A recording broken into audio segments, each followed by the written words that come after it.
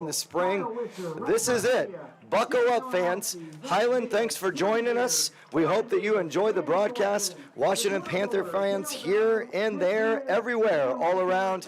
Enjoy the broadcast. We are in year number 99 of Washington high school football. Year 99. That's almost unfathomable. Can you tell me something that happened 100 years ago in the United States in 1922?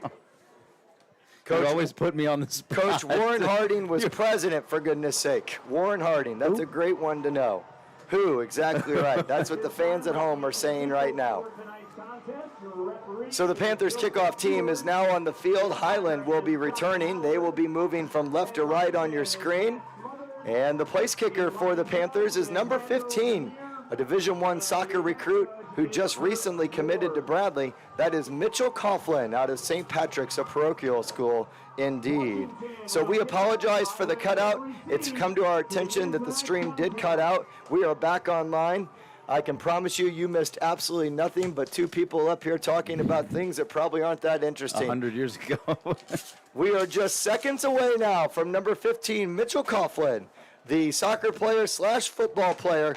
And the kick is an end over end, taking it about the 10-yard line. Moving off to the left now, that's Highland's number 9. That's Dylan Beadle, 5'6", 155-pound junior. And the Bulldogs are now going to take the field at roughly about the 22-yard line.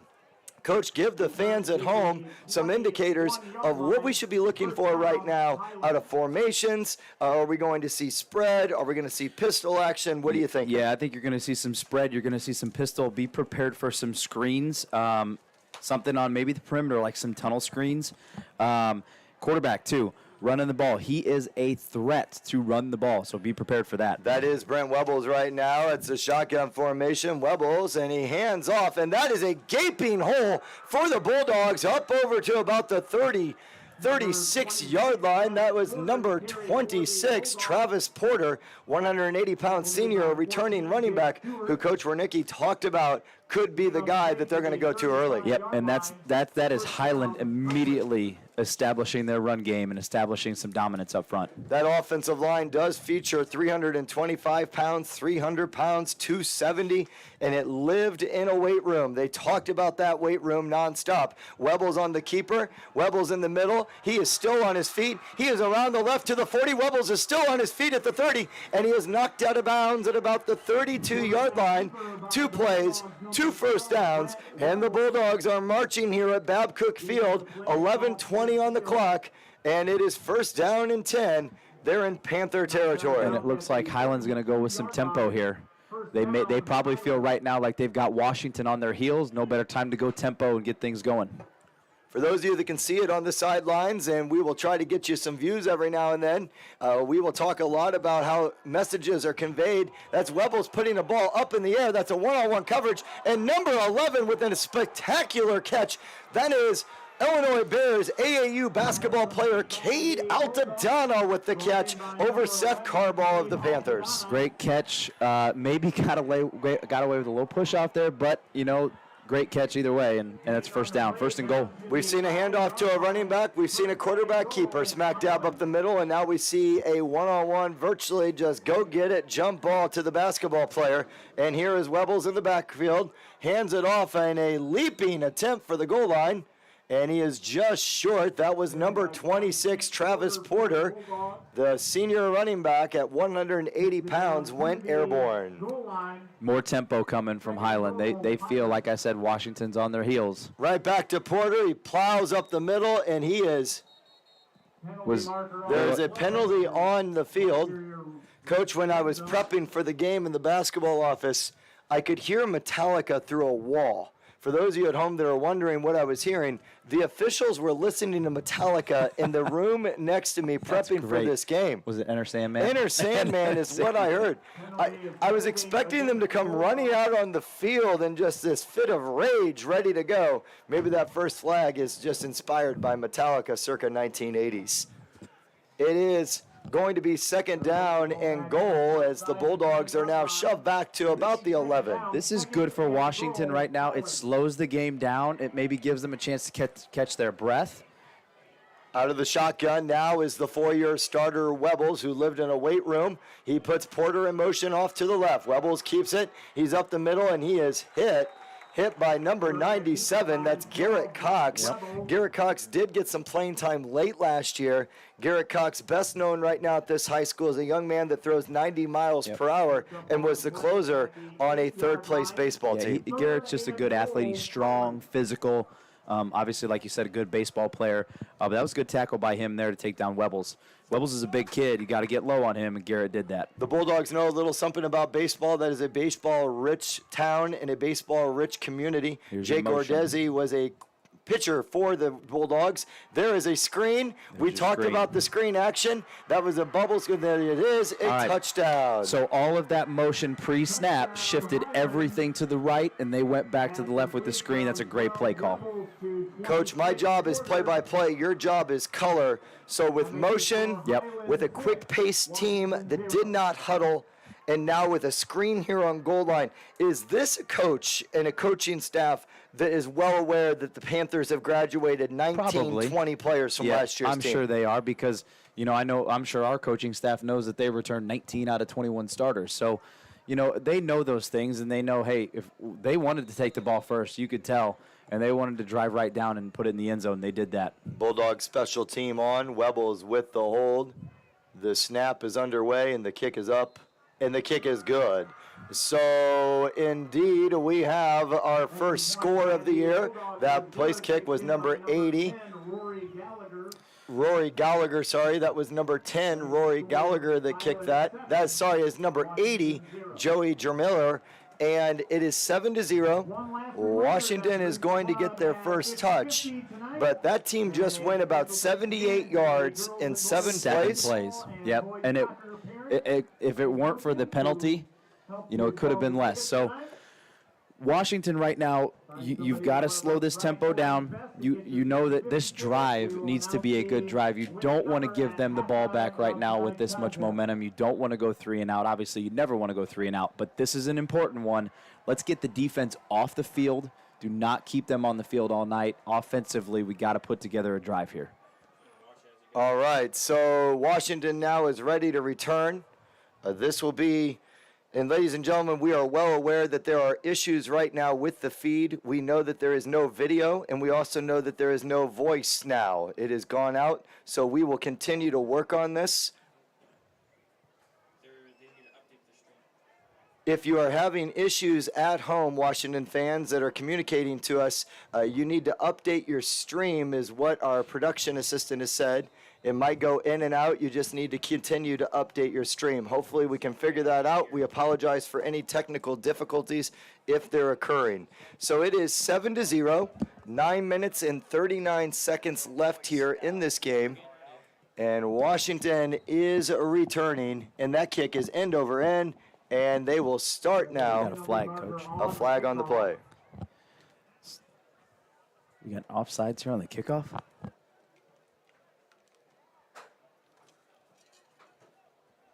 Penalty is offside against the kicking team. Offsides on Highland. That will back them up 5 yards.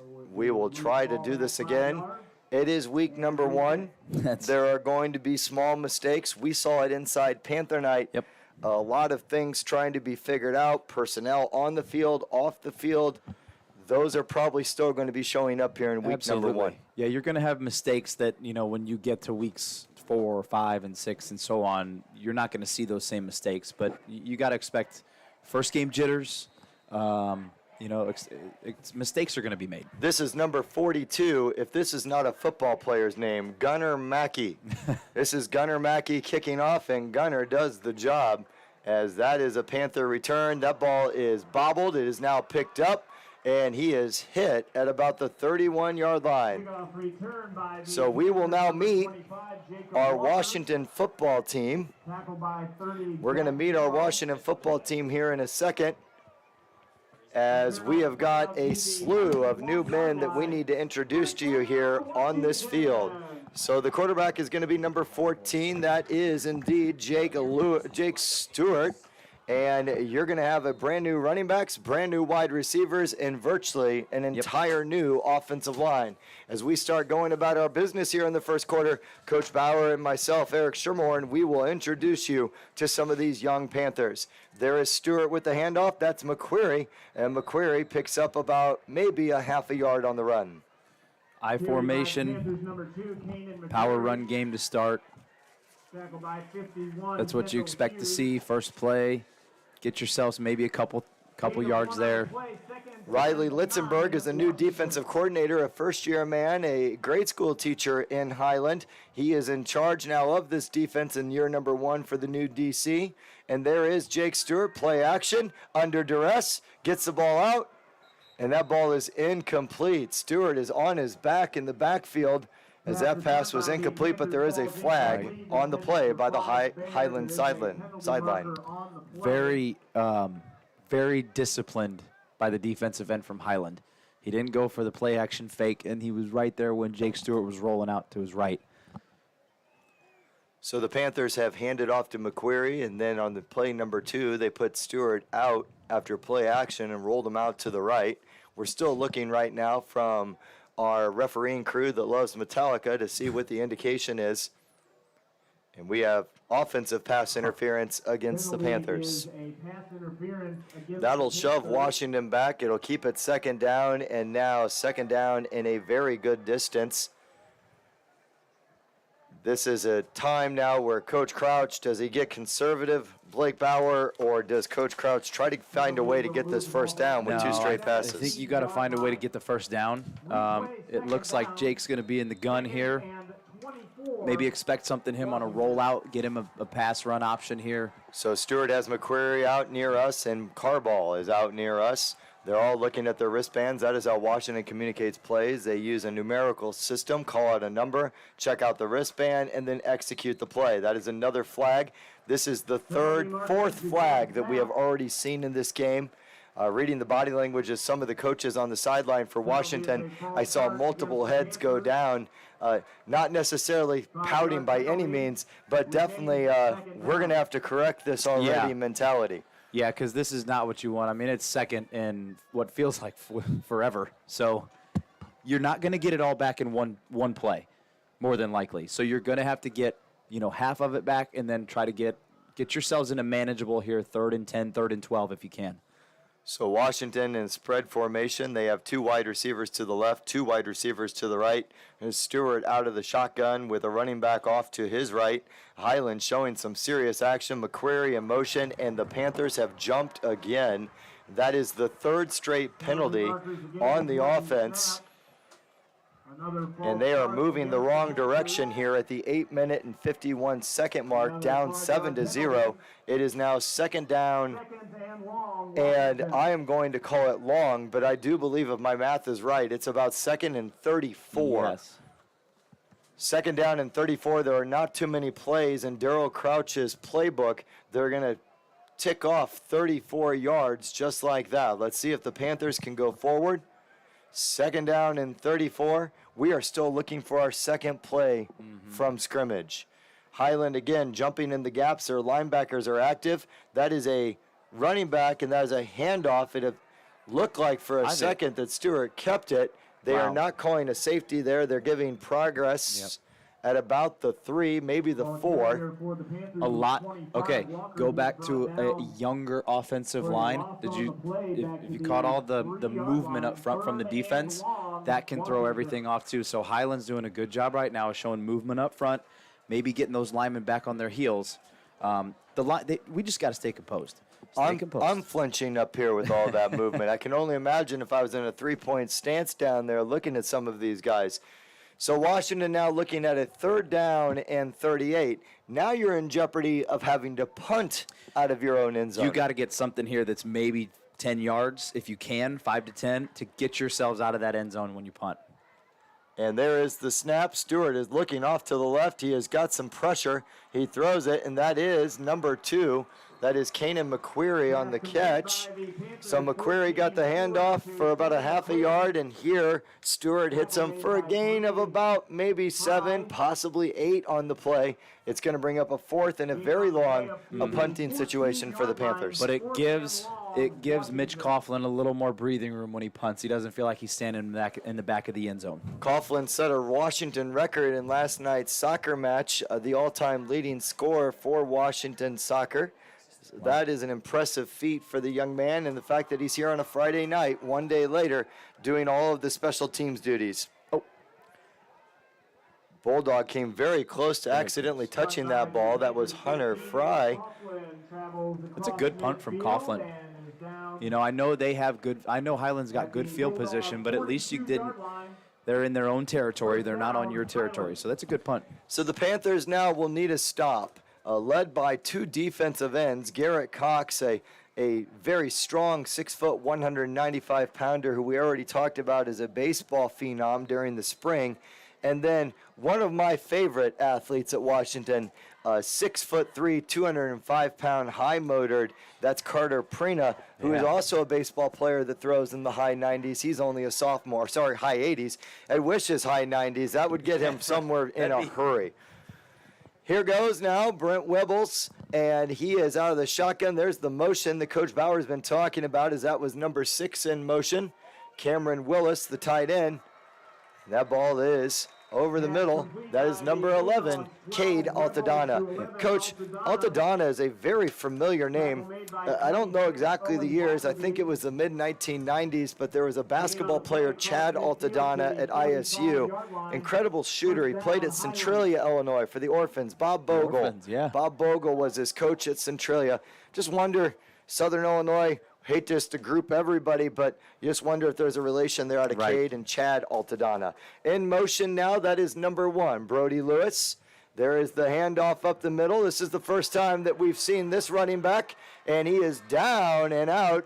That is actually number 28, and that is number 28, Paul Graham, 205 pounds. That's a hard man to bring down out of that Bulldog backfield. That's a big running back, and he runs physical, and he's got some quicks for a big guy. Highland's tempo is very impressive as they are right again, ready to go. The snap is there. A 4-year quarterback's got to be like having a 4-year coach on the field. That handoff is now to number 26. He is still on his feet, breaks another tackle, and he stumbles down to about the 11-yard line. Travis Porter is starting to dominate that football game. He is, and he was definitely a focal point like we talked about before the game. And right now, you know, you just keep feeding him. He's getting the yard. Just keep putting the ball in his hands. Starwart, Prop, Bowman, Briggs, and Gieseking are doing the job on the line right now. That's a veteran offensive line. As on the other side of that football, let's see if Cox and Prina can do something to slow him down from the 2 defensive end spots. Here is the play. Can Dartry get in there? Big E, number 75, around the outside. They stay away from the interior line, and that is Porter with a gain of about 6, but there is a flag. That one's coming back. That was a hold on Highland. He held the defensive end, which allowed him to get the edge, so that one will be coming back. While we wait for the penalty, I can smell some beautiful food being cooked out there, and I am told through multiple avenues right now with multiple people telling us in the press box, that is the work of the Washington Book Club. All right. How do you spell book, Coach? B-O-O-K. Coach, in this instance, it is incorrect. The book club spells their name B-U-K. Brett Adams, Todd Yoder, probably 2 guys that struggle a little bit with spelling, and they've come up with that name. They've coined it. They're over there working the grill, and if they're listening, maybe they'll drop some nice pork chops off here in the booth for the team. I can't even spell book right. I won't say anything about the past education. And there's a screen out to the side. That is number 1, Brody Lewis, and another screen option. Yes, and just little twists to their offense here. You see Travis Porter in the backfield. This time you see him lined up in the slot. They go 5 wide. They spread you out, run that screen. Now he's going to be back, it looks like, in the pistol formation. At the practice yesterday, the Thursday walkthrough that we were allowed to go and watch, and Coach Stevens, Coach Crouch, and the whole coaching staff so gracious to allow us to watch it, they talked about screens for 30 straight minutes. We've already seen 2 of them. So Webbles keeps it. Webbles fires it, and that is a slant to number 1, Brody Lewis, who just kept those legs churning, is number 31. That is Mateo Seaman filling in, and maybe not filling in is the right word, earning the playing time out he's there. earned it. Yeah, he's but earning remember, it. Phillips and Harlan are not on the field in week number 1. 3-yard line. This is a big one here. We need to get a stop. Hold them to a field goal. It is third down. It is first down and 3. First down and 3. First and goal from the 3. Webbles with the keeper, rolling out to the right, and he throws that ball into the ground. A nice play by the Washington defense. Kanan McQuarrie. That's the fire that Washington needs right now. I feel like right now, Highland's almost felt like untouchable. And finally we got to the quarterback. We got our hands on him. We got him to the ground. Maybe that's some fire we need. Kanan McQuarrie with the nice play, a lacrosse player for Coach Zach Davis, a offensive guru for the Washington Panthers. And Highland has punched it into the end zone for their second score here at Babcock Field, extending their lead, at least at the moment, to 13-0. 26, Travis Porter with the touchdown run. There was a game last year at Washington, and you know what game I'm about ready to refer to. It's when State Power Kankakee came into Washington, and in that first quarter really put it on the Panthers. Yep. And Washington responded, started chipping away, and we had ourselves a great game, although we came up short in week number 2 against state-ranked Kankakee. This is not a game that by any means is over, but the Panthers do have to regroup fairly quickly here and put together something that shows that they're ready to compete. Right. Yeah, this will be a drive that needs to have some, you got to chew up some time. Because right now you don't feel like you have to score quick. One score puts you right back in the game. I mean, shoot, you're in the game right now. But you need to get across midfield. You got to flip that field position so they're not starting at their 45 this time, or they're not starting on the 50. You know, Coach, we talked about Todd Yoder, Brett Adams, the book club, a group of men that do a lot for the city of Washington. Did you read any good books this summer? I read, I'm actually reading it right now, a book, Mark Richt. R-I-C-H-T? R-I-C-H-T, yeah. Football coach. Yeah. Indianapolis Colts? Coached at Georgia, Miami, and now he's retired. Gotcha. That's Frank Reich at the Colts. That's Frank my Reich, fault. yeah. Former Buffalo Bills quarterback, Reich, maybe? Richt, Yeah. They're Basketball guy acting like he knows football. I don't know anything. Did you read Tuesdays with Maury? I did. What'd you think? Great book. A lot of life lessons. That was a good one. Glad the boys got to read it. We're back now. Sorry for the sidebar there, the rabbit hole that we just went down. So we are back, and the Panthers are ready to go. It is 14-0. If you're just joining us, 4 minutes and 54 seconds. We are in quarter number 1.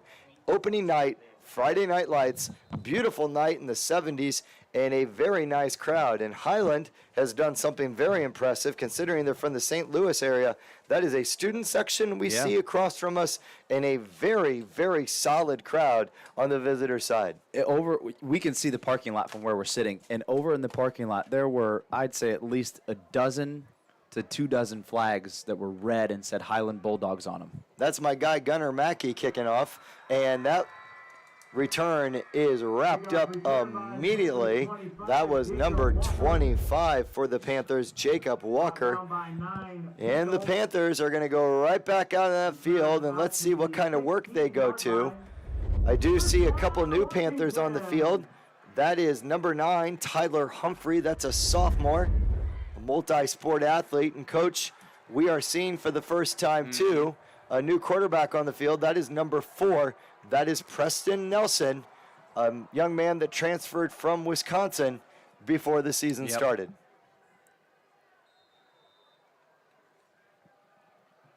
So Nelson now starts looking left. He starts looking right, staring at Coach Crouch before this first snap out of the shotgun. Running back behind him, running back off to the right. And now he walks up under center. Nelson takes the snap. Nelson hands off. And the Highland defensive line greets the Washington running back almost instantaneously. It will bring up a second down and long. That was number 9, Tyler Humphrey, the sophomore. Yeah, offensively, we're going to need to get some push up there up front. We need to get ourselves into some situations that are more like 2nd and 5, 2nd and 4. You know, we can't play from from third and 9 or 3rd and 7. You know, we got to get ourselves 2nd and 4s, 3rd and 5s. So we saw Nelson during the season opener, which was inside Panther night, not necessarily a season opener. He does have an arm, and he is mobile, Yes. and he does appear to be a gunslinger that is very aggressive. We might see it right here. Nelson back. It is a screen. There are linemen out in front, and the Panthers have positive yards as that ball goes to number 9, Tyler Humphrey. Good play. Now you got about a 3rd and 4, 3rd and 3. You set yourself up in good position here, and you've got Jake Stewart now playing wide receiver. This is awesome. You have 3 quarterbacks You on do. the field right now. Humphrey is the starting sophomore quarterback. Jake Stewart obviously started this game, and now Preston Nelson is the quarterback at the moment. That's 3 very high IQ kids out there all at one time. Coach is and Sorry, then yep, I slapping know.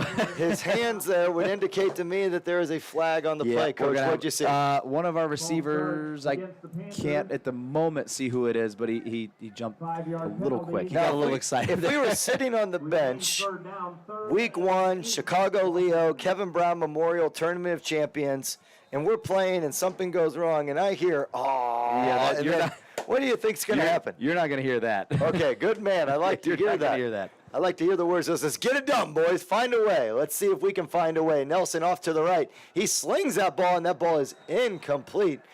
Broken up on the play. A fine play by Austin Warner, DB, 5'11", 155-pound senior for the Bulldogs. It is 4th down and 8, 3 minutes and 7 seconds left on the clock. And the Panthers are going to punt. Bradley commit Mitchell Coughlin is out. Let's see how far back he can pin these guys and see if we can get some field position going on right now. That's always an important thing. You taught me that in the last 2 years we've been up in this press box. Sometimes football is just about field position more than anything. A fair catch. That ball is on the ground, and it might have been hit by the Bulldog. We are looking for something right now from the officials. Coach, I just saw Mitchell Coughlin jump. I do believe that was a 38-inch vertical. I just saw Coughlin celebrating. This might be the break that the Panthers need here on opening night, week number 1 at Babcock Field against Powerhouse Highland from downstate Mississippi Valley, Illinois Conference. And the Panthers are back to work. You are right about Jake Stewart. He's a wideout out far to the right. This is Seth Carball down here to the left. And this is Preston Nelson now behind an offensive line that is very, very inexperienced. That's Cash Wisher, number 78 out there on that offensive line. He's joined by Warwick, joined by Tate Lule, Noah Wiley, and center Aiden O'Brien. Yep. So you've got kids out there that, A, work hard, and B, there's some talent. Right, but it's just inexperience, and they will get better as the year goes on, and they'll get better as the game progresses. Coach, 18 years at the helm. Daryl Crouch started off 4-5. Year number 2, 2-7. After that, you know what's happened to Washington football. Yep. They haven't had a losing season. Coach Crouch can take. He's a mentor. He's a leader. His coaching staff has been there forever with him. They'll chip away. They'll grind away, and this game's a long way from being over. There's motion out of McQuarrie, and there might be 3 or 4 flags that were just thrown on that play, illegal motion by the Panthers. False start is the actual call. That will shove them backwards. It's going to be now 1st down and 15 under 3 minutes in the first quarter. And penalties right now are really killing us. You know, that's what backed us up so far in the first drive. It's starting to back up. Now you start 1st and 15 instead of 1st and 10. That's a huge difference in the play calls that you're going to make here. So many similarities in so many sports that, you know, crosses paths. We talked about multi-sport athletes. Self-inflicted wounds in any sport are very painful. Yep. Can't turn the ball over. You got to remain steady. You just got to make the simple plays, and you put things together, and things start to work out. Let's see if we can take care of that penalty problem, a problem that inflicted us last year at Highland, if I remember right. This is Nelson in the pocket. Nelson is going mobile. And he has wrapped up a nice open tackle there near us. That was number 12 on the tackle. Webbles is an Ironman football. He's playing on both sides. Great. You know, that it almost looked like he had a lane there, and that lane closed really quick. 2nd down and 13 as the Panthers look at Coach Daryl Crouch for the call. Coach Crouch, a 4-year starter at Illinois State University in Normal, defensive lineman, offensive lineman at Illinois State, and then went on to do some college coaching, spent some time at Normal Community in Chenoa, and then Washington, very fortunate to land him. Oh, and a pretty ball over the middle to number 14. That was quarterback to quarterback as Jake Stewart went up over the middle and was unable to snag that ball. 3rd and 13, Washington. Yeah, nice throw over the middle. It almost looked like he had Brayson Barth, number 34, coming underneath on a crossing route. Brayson Barth is a young man that is the son of a college football coach. His father is Eureka head coach who's done a tremendous job at Eureka College. Brayson Barth has spent some time in that weight room, and he has really matured and changed his body here in the last 365 days. Nelson out, throws the ball out to number 2, Kanan McQuarrie, and McQuarrie is hit hard by the Bulldog defender. Tackled by 12, Webbles. That is Webbles again on the tackle. That's back-to-back plays for the Bulldog quarterback, and the Panthers are now looking at their 3rd punting situation. So it is going to be 4th down and 9. They are under 2 minutes in the first quarter left as Mitchell Coughlin runs onto the field. Highland looks a little unsure whether the Panthers are actually going to kick this ball. You could see there was communication going on. They ran Coughlin on late. It is a kick. The kick is going to be a nice bounce for the Panthers, and it will be downed by number 18 for the Panthers. That is Jacob Luer. But Coughlin has done his job 3 times in a row. And the Panthers now will bring out that defense, looking for a second stop in a row. There is a penalty marker on the field. That's, and that's why Coach Crouch is the coach, because the gambler in me thought, well, we are on their 44. Maybe we need to try to get a first down here and go for it. But, it worked out in the end. Obviously, he's the coach and I'm the broadcaster. So Coach, last year, while we have some downtime, the stat crew, and on the road I keep stats with Mr. Chuck Bruner, my father-in-law, Mr. Clint Reed, coaching for 53 some odd years, Mike Adams, Everett Freeberg, just some dedicated volunteers. But we always enjoy, and you know this, going to other places, taking in the aesthetics of a new place like Highland. It was fun. And then we attempted to find some food in Highland after the game. We were unable to. We stopped at 2 restaurants. They were not serving after 10 o'clock, unfortunately. Okay. At least they weren't serving to people that were wearing orange that day. And then we left Highland. Everybody was very polite. And we got on that road and we drove. Until Mr. Noblock, our AD, finally found us at Denny's in, I believe, Litchfield, Illinois. Have you ever eaten at Denny's at midnight before? I have. So have we. So we're back to action. Did you like how I just left the story there? That's called a cliffhanger. Yeah. I do like their pancakes. We're going to lose the feed for 2 seconds here, ladies and gentlemen. Our production assistant, we are, by the way, 100% ran by Washington Community School, high school students. That is a very, very impressive feat. We will talk you through what's happening. We know the camera has gone dead here just for a second, so we'll turn into a little bit of a radio broadcast as Webbles now is handing it off. That is Porter smack dab up the middle, and he churns out just 5 hard yards as he carried 2 Washington defenders on his back. Your thoughts on Porter here early? He's tough. He keeps his feet moving. Every time he gets hit, he finds a way to get maybe 2 or 3 extra yards. One time you saw it down on close to the goal line. He used his arm or his hand and got an extra 2 or 3. Second down and 4. We know this is a radio broadcast as Webbles keeps it. Now he is still on his feet as he goes around the left end and picks up about 20 yards. Yep. He faked a handoff to Porter, and he has got a first down at the 30-second mark here in the first quarter. It is 14-0. 14-0 with 30 seconds on the clock. Highland has slowed themselves down in the first quarter. It looks like we might have one more play left in the quarter for the Highland Bulldogs. Again, out of the shotgun as the Washington Panthers continue to go. He is out of the shotgun. He throws the ball deep down the field. The Washington defender makes the play, and the Highland Bulldogs almost had themselves a spectacular catch. Great play by Carbaugh. No flag on the play. Very good. Good play. It is now. I was waiting for a late flag possibly, but That was two incredible efforts. Coach, did you get the Washington DB? That was number one, Brody Lewis. That was Carbaugh, Seth Carbaugh. Number one versus number one there. That was Carbaugh versus Brody Lewis, and that was mano-a-mano, and a beautiful ball by the Bulldog quarterback, Brent Wibbles. So now we've got a 2nd down and 10. The action is picked up, and we apologize about the feed being out, and that is a tough run up the middle out of number 26, Travis Porter, and a slew of Washington Panthers bring him down to the ground. Tough guy to bring down. Keeps his feet moving. But really, you know what? I kind of feel like we've got a little bit of momentum Washington side. Not that Highland doesn't, but I do feel like there's a little bit different energy now on our sidelines. We've made a few plays. Sure.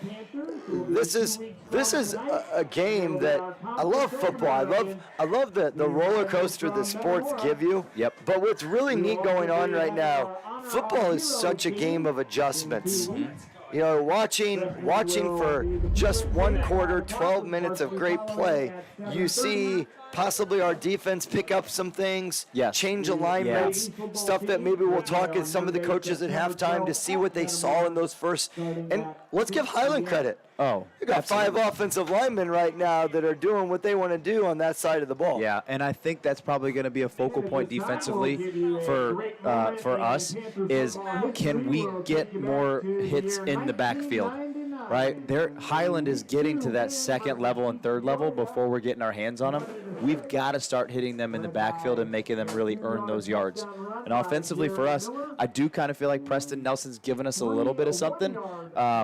He sees the field well, and obviously a punt muff doesn't hurt, and you get the ball at the 40, 45, and that gives you good field position. It's a game of opportunity, and turnovers are big. Sure. You might not dominate a first quarter, but if you can find a way to get a turnover, 2, maybe 3 turnovers, and you take them the other way, 14-0, snap your fingers, Absolutely. and it's a close game. Yeah, and that's so as much as we talk about getting Highland, getting hands on them in their backfield, our offensive line's got to start getting to that 2nd level. We've got to start getting our running backs to the linebackers, to the safeties.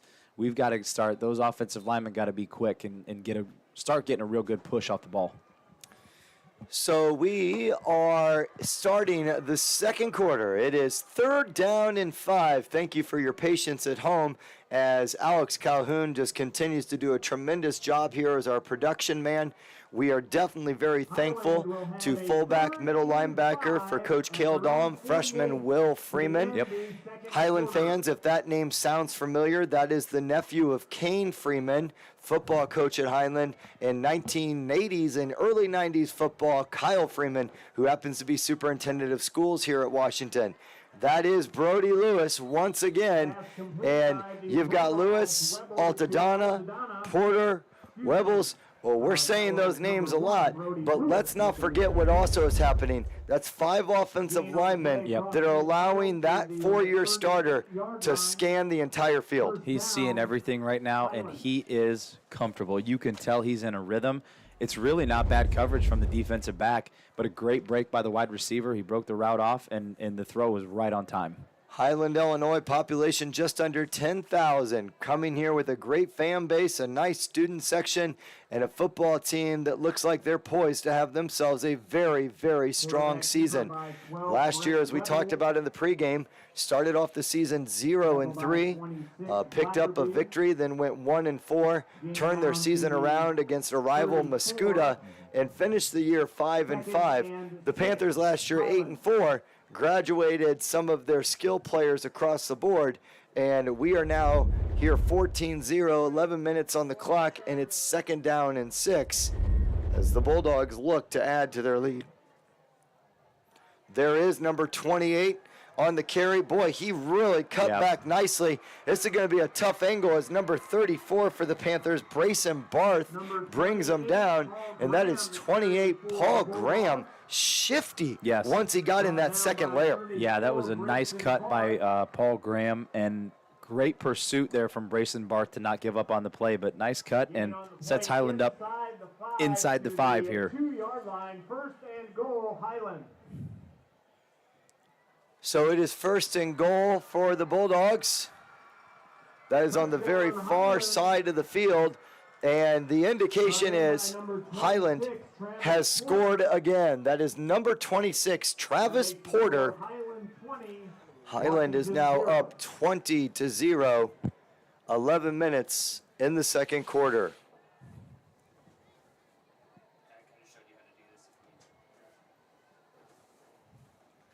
Number 80 for the Bulldogs, that's Joey Jero Miller, 5'8", 220-pound place kicker, the senior.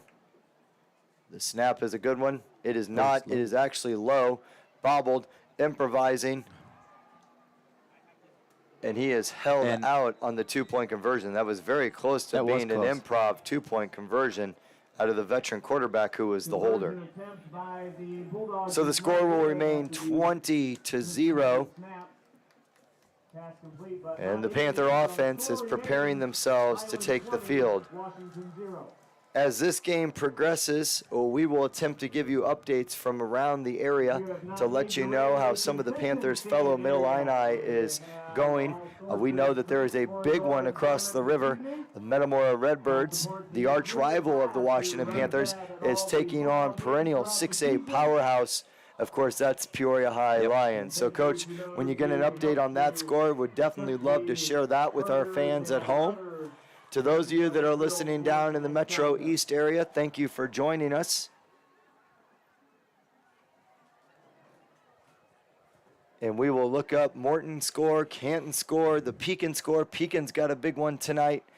Pekin will be playing Rock Island, and that is at Pekin Memorial Stadium.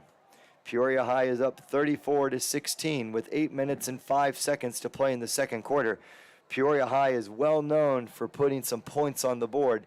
The connection between Peoria High and Washington, Coach Thornton's brother. Coach Thornton, yeah. Coach Thornton's brother is right here on the Washington staff. In fact, a quick shout out to Coach Thornton, the man on our staff. He does the job, and Danny Thornton does the job, Coach, of course, with our welding. He has grown that class. He's been here now for year number 2, 6 classes, 30 kids per class. And I hear so many kids talk about how much they love that class. So he is doing a heck of a job. Those kids, they love going to that class every day. We forget sometimes that our students that we watch out here are student athletes, that we forget that they're the student part sometimes. And I know that that is a difficult thing to sometimes remember, as that is a run. He is on his feet. He is churning away. And he got a big hit at about the 44-yard line. That was number 34, sophomore Brayson Barth. That was fearless. He went through there like a missile. Coach, let's talk to him on Monday about basketball. What, can you run a ball like that on a basketball court? Would they allow that? Last year in that Peoria High Washington first-round regional game, I think that might have been allowed on the court. Unfortunately, you have to dribble. But dribble. I always forget about that part. Dribble. Boy, but if you couldn't, I tell you, that number 34, Brayson Barth, that's an all-conference point guard if you didn't have to dribble. He's beating everybody down the floor. Oh, we've got Preston Nelson out there out of the shotgun now, and that is a handoff on the play. Around the outside on the right, running directly at the press box. That's number 9. That's Tyler Humphrey. That's getting to the second level or the linebacker level, and now you put yourself in a 2nd and 4. It's a great position. This is exactly where Washington wants to be. So the Panthers 20-0 deficit, 2nd down and 4, 10 minutes and 23 seconds on the clock. second quarter in this opening season Friday Night Lights non-conference opener. It's the second year that Washington and Highland have led off the season against each other. Preston Nelson Nice throw. is starting to get comfortable in that backfield as he fires a ball out there. We're seeing Brayson Barth again. He's having a game. He made a great tackle down there towards the goal line. Great kick return. Now he's got another catch here. I just went to my fantasy football team and tried to acquire Brayson Barth. He was my sleeper off the waiver wire. Of course, Eli Bear and myself share a love for fantasy football. He told me how much he loves it. He likes hanging out with friends. He likes football. And he also told me he loves fantasy football. Yeah, it's fun. The boy's got his priorities. I wish he would have listed AP US history as a passion. That's a good hard nose run by Humphrey. Boy. Lower that left shoulder. Celebrate number 9 because that's a little toughness out there on the field as he runs around the right edge. And Washington now, we have a heartbeat, and we're starting to bounce back. Absolutely. You got some spark. You got a few good plays. Humphrey shows some toughness. Friday night nerves. Friday night nerves, Coach. Yeah. We've seen it before, haven't we? Absolutely, yeah. We're playing a good football team. We kick off our season in the Kevin Brown Memorial Tournament of Champions against nationally ranked teams and guys that are going to play in the NBA. And we know darn well that when we go in that locker room, you got to make those people human beings that you're about ready to go against. And now hopefully these Panthers will settle down and just go out there and play some tough-nosed football. Brought down in the backfield by number 43. That's Brendan Jelly on the play. Number 43, Brendan Jelly, 205-pounder. A nice job as he shot through that Panther offensive line. It looked like that was maybe a read option there where Preston had the option to keep it. He probably should have kept it on that one and just taken it straight up the middle. Explain to the fans at home, and let's not kid ourselves. Explain to me read option, Coach. Well, so What's that mean? on that, Preston's going to read the end. He's going to read the defensive end. If he stays, right, and he's not going to hand the ball off to the running back, he's probably going to take it up the middle. If he doesn't see that defensive end, let's say he crashes down really hard, he's probably going to give it to the running back because he knows he can get the edge. So the quarterback has to multitask, read the defensive end, know where his running back's at, and in that split second, make a very quick decision. It's a quick decision, yes. Nelson checking out the wristband. Keep in mind that he has been at Washington now for a whopping 14 or 15 days. So this is an inaugural experience for him. A new offense, new teammates, new competition. You're in a completely different state. I'm sure football from Wisconsin to football here in Illinois is a little bit different. Yes. Give him time to get acclimated. I'm willing to give him 1 quarter. Well, and you said it. He's in a totally different state, totally new school. He's adapting to new classes, new teachers, new kids in school, new friends that he's making. That's hard. He's got to adjust to that. And I think he's doing pretty well so far. You give him a quarter. You're going to give him 2 quarters. I'll give him 2 quarters. We'll compromise. A quarter and a half. Got to have high standards, right? Absolutely. There was a timeout on the field. The best. It is 2nd down and 15 when the Panthers resume. They've got the ball on the 20-yard line as Washington is threatening for the first time in Highland territory. Yes. Coach, Highland is that school that you do some research on them. This is a school that has got an athletic department. 2022 cheerleading championship that was co-ed. 2021, their softball team won state. How about in 2019, bass fishing championship? We got some boys out there on our football team that are bass fishermen. I like to fish for bass. I think our cameraman is a heck of a bass fisherman, if I remember right, Mr. Will Freeman. So there is Nelson scrambling. He fakes it, and they are doing a tremendous job of limiting Washington in that open field scenario with very firm tackling. That was number 5, Coach. That was Ethan Greenwald on the tackle. Yeah, defensively, they are very disciplined, and that shows here in the open field stuff. It is 3rd down and 10. 8 minutes and 20 seconds on the clock as the Panthers are going to do everything in their power to punch this in and start to find a way to make a dent on what at this moment is a 3-touchdown deficit as the Panthers are down 20-0. Nelson with his hands behind his back. Nelson now takes the snap out of the gun. That ball is intercepted. There's a lot of green space in front of him, and that is the quarterback. That is Brent Webbles. Webbles with the interception. He had 2 interceptions last year, 26 tackles on the other side of the ball. He's really making it known that he's on the football field on both sides. Yeah, there's just a little bit of miscommunication there. Preston thought he was going to go inside, and Kanan McQuarrie went outside. If Kanan goes inside, which I don't know what the exact play call was. I don't know if it was a read or if that was the route he was supposed to run. I don't know. But just a little bit of miscommunication, and, that results in a turnover. Coach Crouch is conversing right now with the offensive line. Now Coach Couch is conversing with the quarterback, number 4, Preston Nelson. He also has number 14, quarterback/wide receiver, Jake Stewart. And Highland is right back to work, and Highland has picked up a first down. So a turnover now for both teams. Yep. The Panthers' turnover feels a little more costly as we were marching in Bulldog territory. That one hurts because even if you don't put the ball in the end zone there, you got a chance to kick a field goal and get 3 points. And right now, points on the board is important. But how about the patience from Travis Porter on that run? And really all night, he waits for those linemen to get out in front. He almost puts a hand on some of them and runs behind. And then as soon as he feels that opening, he goes. Coach Bauer, for those of you listening, a 3-year starting quarterback at Dunlap High School, brings so much to this booth. His ability to break down what's occurring, as that is a Highland number 9 around the outside. Look at that run by Dylan Beadle as he is brought down at about the 11-yard line. That was some quick feet around that right edge. That is some speed. He hit the edge and a great tackle. I did not see who made the tackle, but on the stat sheet, that's a touchdown saving tackle for the Panther, whoever made that one. We see number 31, Matteo Seaman, running out there onto the field.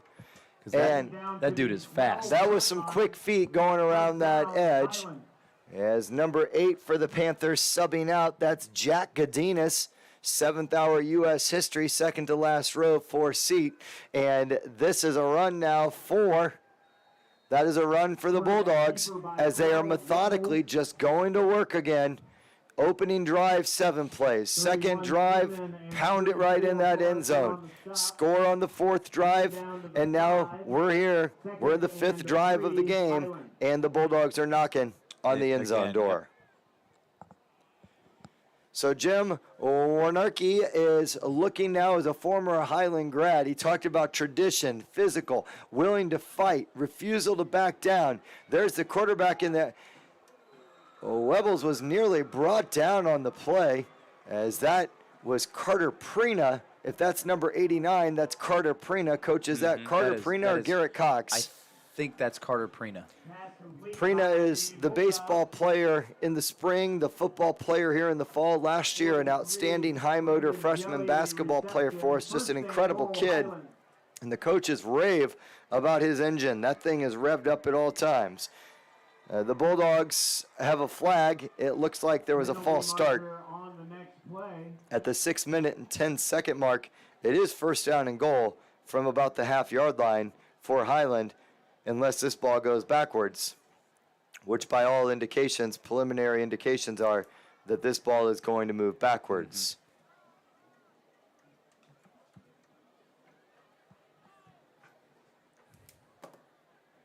Week number 2 for Highland, 8A powerhouse Edwardsville. Week number 2 for Washington. It's not going to get any easier. No. You're looking at number 1 ranked in the state, Kankakee, with a defensive back that we watched last year. He is as good as it gets on a football field, and we are excited to definitely bring you that game from the road next week. Here we go. Webbles is back. It's a screen around the left, and he has got nothing but real estate in front of him, as that is number 26 on the screen pass, Travis Porter. We've seen 2 screen passes to Porter. We've seen a tunnel screen pass out to the wide receiver. The package that Todd Stevens talked to this inexperienced Panther football team about has come to full fruition out Yep. here on the field. Yeah, they are mixing it up very well against against our defense, and I think we know Coach Stevens, and we know he's going to make adjustments, but sometimes right now you got to make adjustments quick, and he will. He'll talk to those guys at halftime. He'll figure out the adjustments to make, and they'll have to go out and make some plays. And that 2-point conversion is good. Attempt by the Bulldogs is good. Run in. That'll take the score to 28-0. 6 minutes and 1 second on the clock. Washington 0. When halftime hits, we would definitely ask you to stay with us during halftime, as we will be given a great treat as the Washington Community High School Marching Marching Panthers. That is a Freudian slip, as I have updates coming in on my cell phone, and I was reading Dragons as I was talking about the Marching Panthers. Washington fans, my allegiances are only to you. They are not to Pekin, but the 250-member band is going to be out there on that field at halftime, so definitely stay with us and enjoy every single one of those. Coach, let's go back to some trivia. Let's ask you some trivia here. Now, I asked you earlier about Coach Crouch's record in week number 1. You know I'm not very good at these. Surely you were listening when Sycamore was the team that beat us. Yes, I was. So, Coach, I'm going to go back in time. I'm going to stay relatively close to your era. So you know that you joined us in 2019. Is that correct? Correct. Coach, could you tell us who the quarterback was for the Panthers in 2019? Brady Klein. That's my man, the best color man Brady in Klein. the 309. Yep. At least the best color man at Babcock Field. Right, yeah. It is Brady Klein. Brady Klein, an outstanding young man. He Yes. came and visited us this summer. Owen is a football player here for Coach Cale Dahm, a government and history teacher. Owen is also going to be a basketball player in our program, as he was putting in some good hours this summer. And then we talked earlier, Brady, an outstanding athlete, but Brady, an even better student, as he is in his second year at MIT. And all great kids, all hard workers. You know, we know Owen's in school here. We've seen his work ethic on the basketball Morgan court. Klein, Brady's twin sister. Yes. She is a worker. Do you remember the day that Brady came in and talked in the office? Were you in there? He was talking might have. about stuff, Coach, that you probably were a lot like me. He was talking, and I was just sitting there scratching my head trying to figure out exactly what classes that child was taking at MIT. Was it in the summer or was it the end of the? It was. I couldn't even pronounce the classes he was taking, let alone actually know what he was talking about. But Brady is an outstanding kid, and again, it's good to look back on time, but it's also cool to look to see what some of these kids go on to well after Washington. I'm sure the same story applies to Highland, that they graduate great kid after great kid, and a lot of these kids, they got some time management skills, don't they? They are learning time management, that's for sure. You know, we talk a lot about the multi-sport athlete at Washington. Oh, Chad Cliff, the soccer coach, off to a 2-0 season. Dan Garski with his young golf squad just continues to get better and better. Gavin Shore's out there, Troy Reiser. We've got a couple of our kids that play out there. We've got CJ Duncan attempting to break into that varsity squad. And I love how we all coexist. We all try to make sure that our kids at all times know that they're wanted in every single program. They're encouraged to play everything. And then you just got to make it happen. Jake Stewart's schedule, what time do you think he gets home at night? I would say anywhere from 9 to 9:30. And that's 180 days out of the year. So I admire it. Jake's not the only one. There's a lot of them out there that are doing these things. Enjoy it, kids, because it does go fast, doesn't it? It does. All right, I'm done being old, and that is Preston Nelson. Scrambling out to the left, there are 3 Bulldogs that chase him out of bounds, and Preston Nelson ends up in lane number 5 on the beautiful Babcock Field track.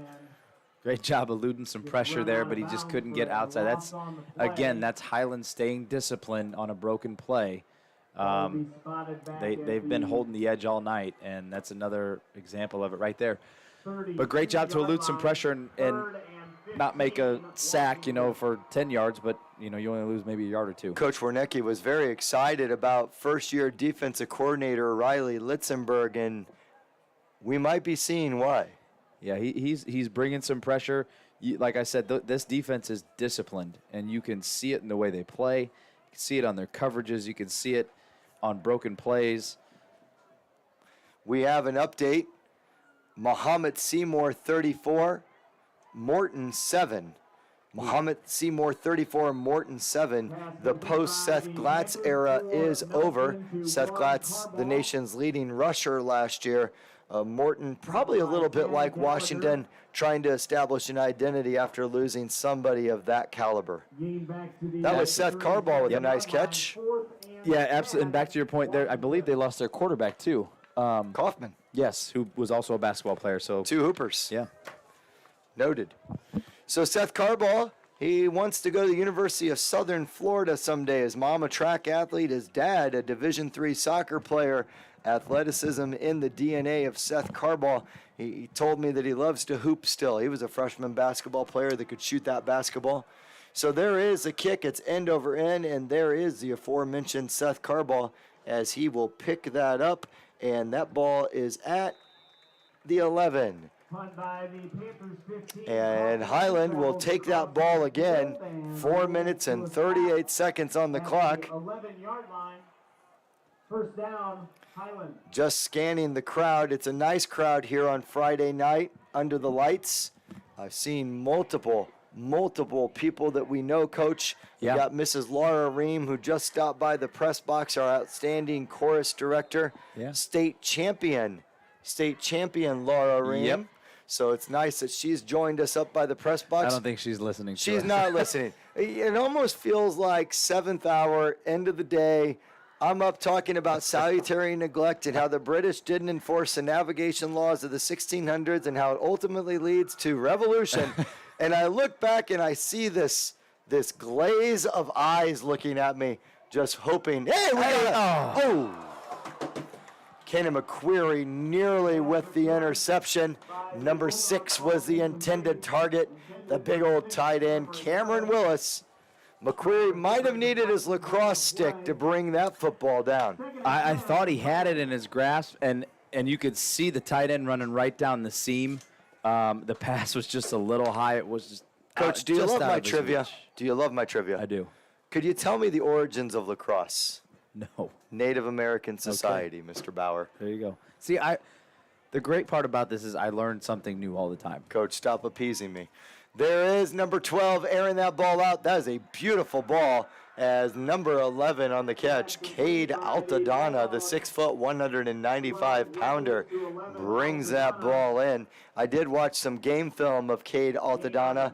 He played for the Illinois Bears AAU team. Lefty, has himself nice mid-range game too. Like to pull up and shoot off that left hand. Had a little bit of a right hand dribble drive too. So it is first down and 10, 4 minutes and 25 seconds. The Panthers are down 28-0. Alex Calhoun, our production man, is back. Good fake. He was able to take a break. It looks like, Coach, he's come back into our booth with a soda. A soda and Skittles. Alex, we will not talk about the sugar intake of both of those, but young man, you've done a great job on the production. You drink all the pop you want to over there.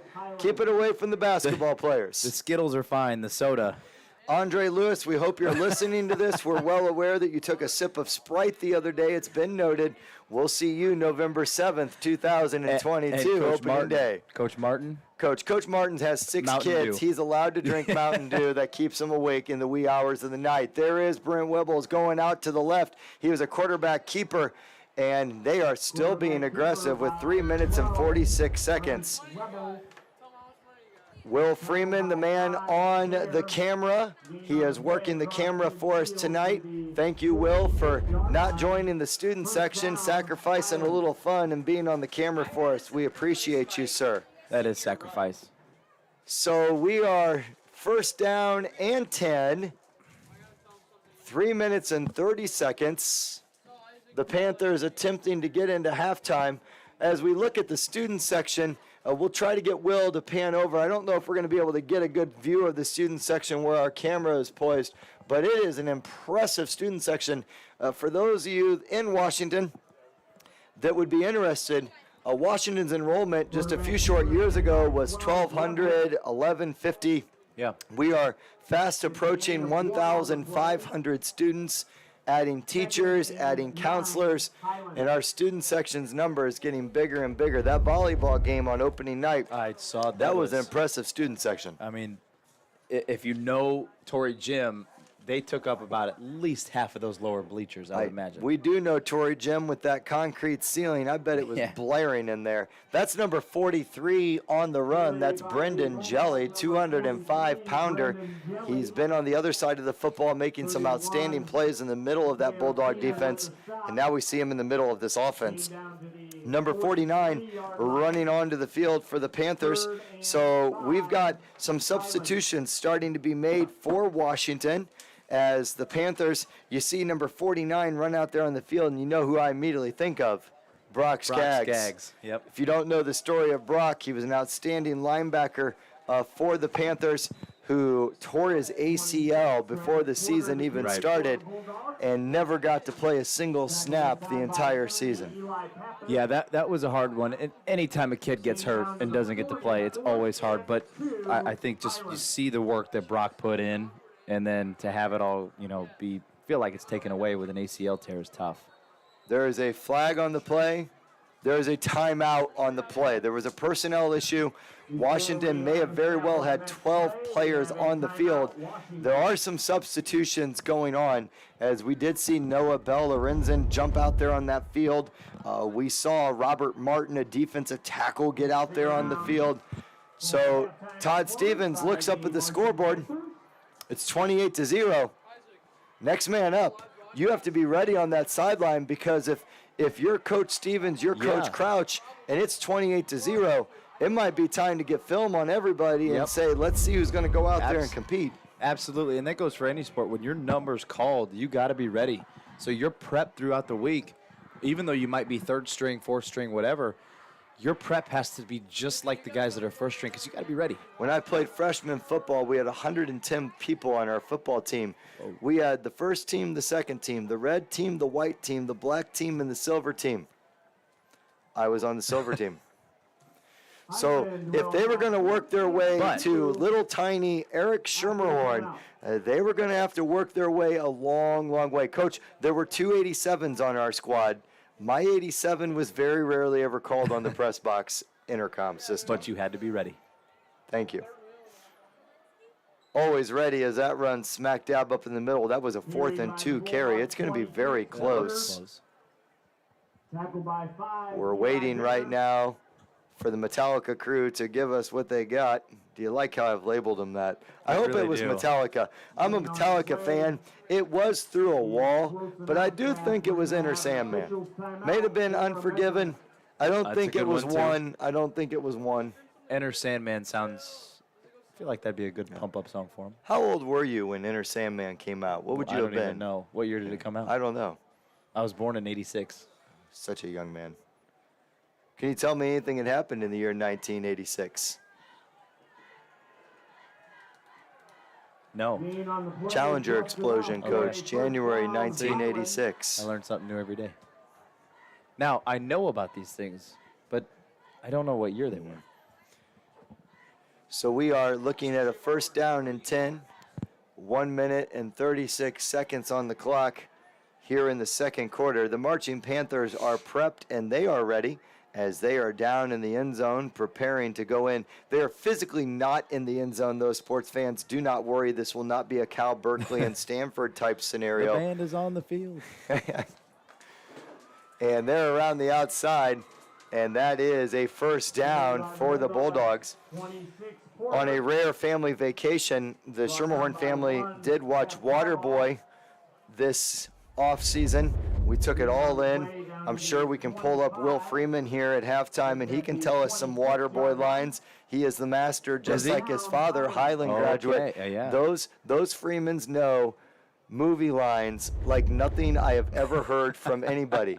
It must be genetic. It must be like it's a trait that you're just born with, your ability to memorize Talladega Nights every single line. So we've got motion now out of Jelly, and there is a run smack dab up in the middle, and that is, again, the shifty number 28, Paul Graham, is showing his worth. Coach, I am just going to say this. I heard about Altadonna. Yep. I heard about Lewis. I heard about the 4-year starting quarterback. Our coaches talked about the 2 running backs non-stop. And it's the 2 running backs right now. They're doing some lethal damage here in this game. Yep, and they're the ones that are scoring the touchdowns, but the credit's got to be given to the offensive line. I totally agree with you. And that offensive line, it's a story of knowing your role. They're not going to be on every broadcast. They're not going to be in that newspaper tomorrow in the greater Metro East. But this is a fake as he is rolling out, and that ball is in the corner of the end zone, nobody home, and it's 34-0 with 1:15. But you've got a left tackle, number 76, Bo Starwalt. You're looking at a junior at 300 pounds, 6'1". Colton Pratt, the center, 5'9", 240, a senior. Bowman, a right guard, 5'9", 230, a senior. Jordan Briggs, a right tackle, 6 foot, 270, a senior. And of course, the anchor, Travis Gieseking. He's a senior, 6'2", 335, and he's college bound. He's going to Kentucky Wesleyan. If you're going to choose a core group on the field, defense, linebackers, wide receivers, skill player, offensive line, if you had to draft, what do you draft to start your football team with? Is this fantasy football? I'm just talking from a sheer, No, if you're the head coach of a football team, what do you want on your football? You only get to choose that one segment. What do you start with? Well, that's a hard question to answer from a standpoint of, well, obviously you got to have a good quarterback. You got to have a good running back. But again, those guys can't get what they get. Like, Webbles can't be comfortable back there in the pocket if he doesn't have a good offensive line. So, yeah, I mean, if you're going to pick one offensive line spot, you're probably looking at left tackle, right? I mean, especially that's a quarterback's blind side if he's right-handed. And the fumble on the play on the kickoff return, and it is covered up by Highland as the Panthers have lost the kickoff. It is the second turnover, an earlier interception by Preston Nelson, and now a fumble for the Panthers, as that was a tremendous hit, and that ball was lost by Hunter Reed. And now Highland, with 1:08, has a chance to threaten once more. Coach, we were talking earlier and cut off by Highland special teams play. Do you start with the offensive line, or do you take the quarterback? Do you take, I know it's a hypothetical question, but we're watching tonight a dominant offensive line. We are. And it's, oh boy. He's got him on a fake, and that is a hit. We'll get you the number as soon as we can see it. That is on the far side of the field. Alex Will and Coach Bauer, if you can help. I can't see from here. I didn't mean to stop. That is number 11, Cade Altadonna. Boy, did Brent Webble sell that, though. Yeah, you could see his shoulders turn to the left, and he just had trust and faith that Altadonna was going to separate down that right sideline. Yeah. And sometimes, I think I just said, oh, boy, I saw him go right past our defensive backs, and you could just see what was unfolding in front of you. And we're going to have to work on that during the season. I really don't want to hear a guy shoot the basketball, and I don't want you to hear behind me say, oh boy. Yeah, that could cause a migraine. And the 2-point conversion is incomplete, unsuccessful. It is 40-0 in the first half of play, with now under a minute on the clock, as Highland has grown this lead 40-0. Panther fans, I can tell you that Coach Crouch-led team did lose an opening round game. They did lose that game 24-0 to Sycamore back in 2019, only to build steam and create an atmosphere that was a winning atmosphere. This team will rebound, this team will respond, and they will most likely respond in the third quarter after a halftime of adjustments. Let's go into the locker room. Sure. In theory, you are now a Washington football coach addressing a team of kids that have never played on a Friday night under the lights. As freshmen, they played on Friday, but now they're playing in the marquee game. How do you handle this? Well, I do think there have been some positives of what we've seen so far, right? I know that listen, it's 40-0. We all know what the score is, but there are some positives. And in the second half, you can do some things to build off of this game to take you into next week and the week after. Can we, like I said, the offensive line start getting to that second level? Can we run the ball and get 4 to 5 yards of carry instead of starting 3rd and 11, or 2nd and 11, 2nd and 12? Turnovers, penalties. And the kickoff return for the Panthers. It's a big hit. That was a very, very big hit. That was Brayson Barth, number 34, the sophomore, that was hit very hard. There are some former Panthers back there on the sideline. I received a text prior to the game. Somewhere on that sideline, coach, is our hooper, Isaac Mapson, good old number 12. Is he down there? Yep. Definitely would love to connect with him to see how college basketball is treating him. He had indicated that he was loving every single second of it. So many of our young men, Washington Panther football players, of course, a couple of hoopers have moved on. Andrew Coker, Isaac Mapson, Drew Lewis, football guys, Spencer Hybrader, Seth Boswell, Thomas Borges, Connor Rose, Kill Lambert, Kate Bishai, Brock Skaggs, all last year's crew that are playing football. How about our baseball team? Yeah. You got two young men that are on their way to Bradley. Bradley moved in just about a week ago. Gus Lucas. And, of course, our guy, Big E. He's over there throwing 90-mile-per-hour fastballs probably already. It's great to see those guys back on the sidelines supporting their teammates. They were teammates of these guys last year, and, that's the program that Coach Crouch has built, is these guys still come back, they support the program, and that's awesome. That's a nice run. That is a beautiful run on the play. That is number 8 on the play for the Panthers. That's Jake Adenas, who had himself a good inside Panther night last Friday. Big, strong young man. I do have Jake in 8th or 7th hour. Thankfully, we don't have an 8th hour. I don't know if I'd make it through the day if there was an 8th hour. Have him in 7th hour, Coach. Incredible energy in class. He sits there. He wants to be in class. He's excited to be a part of it. Right. A lot of these young men, you have them in weight training. Yes. I have them, of course, in history class. Kind of cool to see those dots get connected. It's a lot more than just coming out here and playing on a Friday night. So there's 6.6 seconds left. It is 1st down and 10 after the Gadinas run. Jake's father was a player in the 1990s, just an outstanding player according to Kyle Wisher. And, of course, Kyle Wisher himself, an outstanding football player. There's all sorts of connections when you look out here on the field. I'm sure the same could be said of Highland, that there are fathers that are watching their sons right now that probably once played for this Bulldog team, and we definitely know that there are Panther parents that are currently watching their kids. And that's like you said, it's a cool moment. It's to see that passed down through the years. That's really cool. So the Panthers on their senior night are down 40-0. Next week, if you're excited and want to see some good football, Kankakee is where the Panthers will be visiting. There's a run up the middle. Time is going to expire. That is the end of the first half. So Panther fans, our viewers and listeners from Highland, we are going to lock in now. We're going to allow the outside microphone to take on the band, and Coach Bauer and I are going to take a brief break. So enjoy the Washington Marching Band as they play.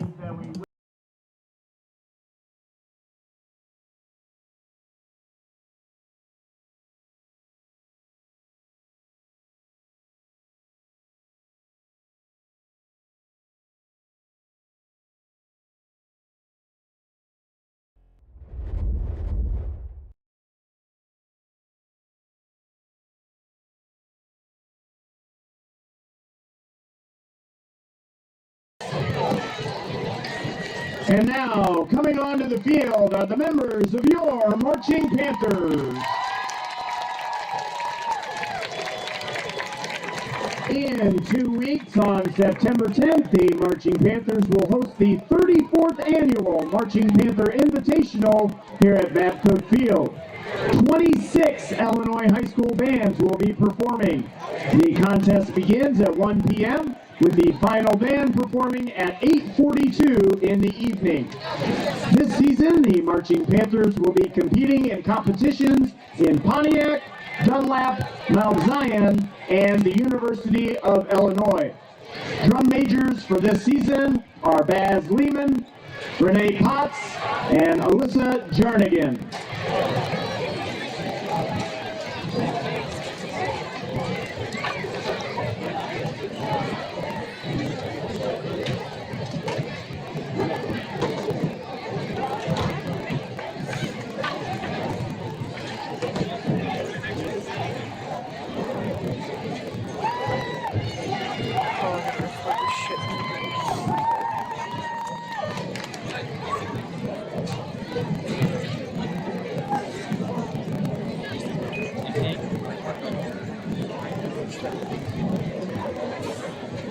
Okay. Wait, did you have it off for whole game? The audio, I didn't have turning off in the game, so I don't hear this. But I'm just going to listen to it. Okay. So if you just want to keep it how it is and watch it, you can until you get back.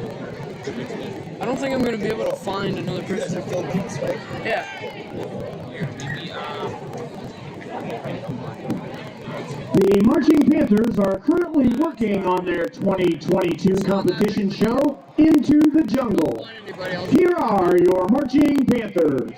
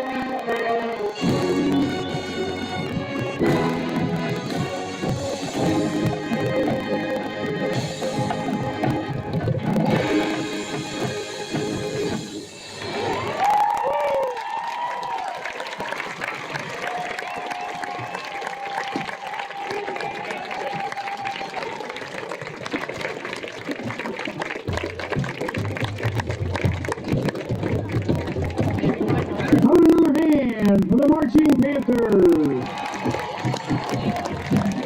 Featured performers for this year's show are Ellie Redling Schaefer on flute, Clara Degenhart on clarinet, Alyssa Rosenboom, Chris Savage and TJ Watson on saxophone, Michael Trueblood and Bella Gray on trumpet, Will Ream on trombone, Carter Benedict on baritone, Tommy Nemec on tuba, Evan Alois and Nathan Mann on percussion. Featured color guard performers are Alex Schultz, Bicknell and Tara Stromberger.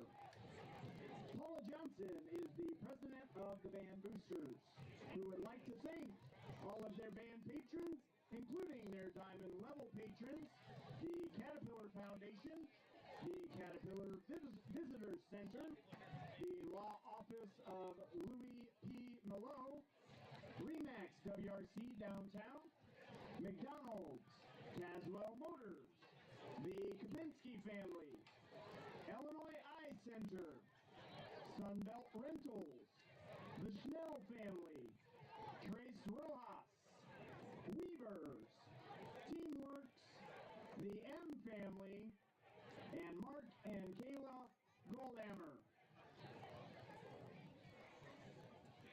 The Marching Panthers are directed by Lisa Parrott. Dan Dietrich is the brass caption manager. Susie Arns, the woodwinds caption manager. Bob Barker is the battery percussion instructor. Margaret Reed is the front ensemble coordinator. Megan Brent and Amanda Lem are the color guard caption managers. Jeff Decker and Sam Weesey are visual techs. Jessica Tilton is a color guard tech. James Fry, Mason Moore, Harrison Brent, and Sean Kapinski are brass techs. Miles Niehaus, Nate Fleming, and Luke Goldhammer are battery techs. Maddie Norman is a pit tech, and Ava Stovall works with the drum majors. The director of bands is Jim Tallman. The Marching Panthers are participating in Project 3000, a pledge to give 3,000 volunteer hours of service during this school year. Since June 1st, the Marching Panthers collectively have volunteered 1,003 hours so far.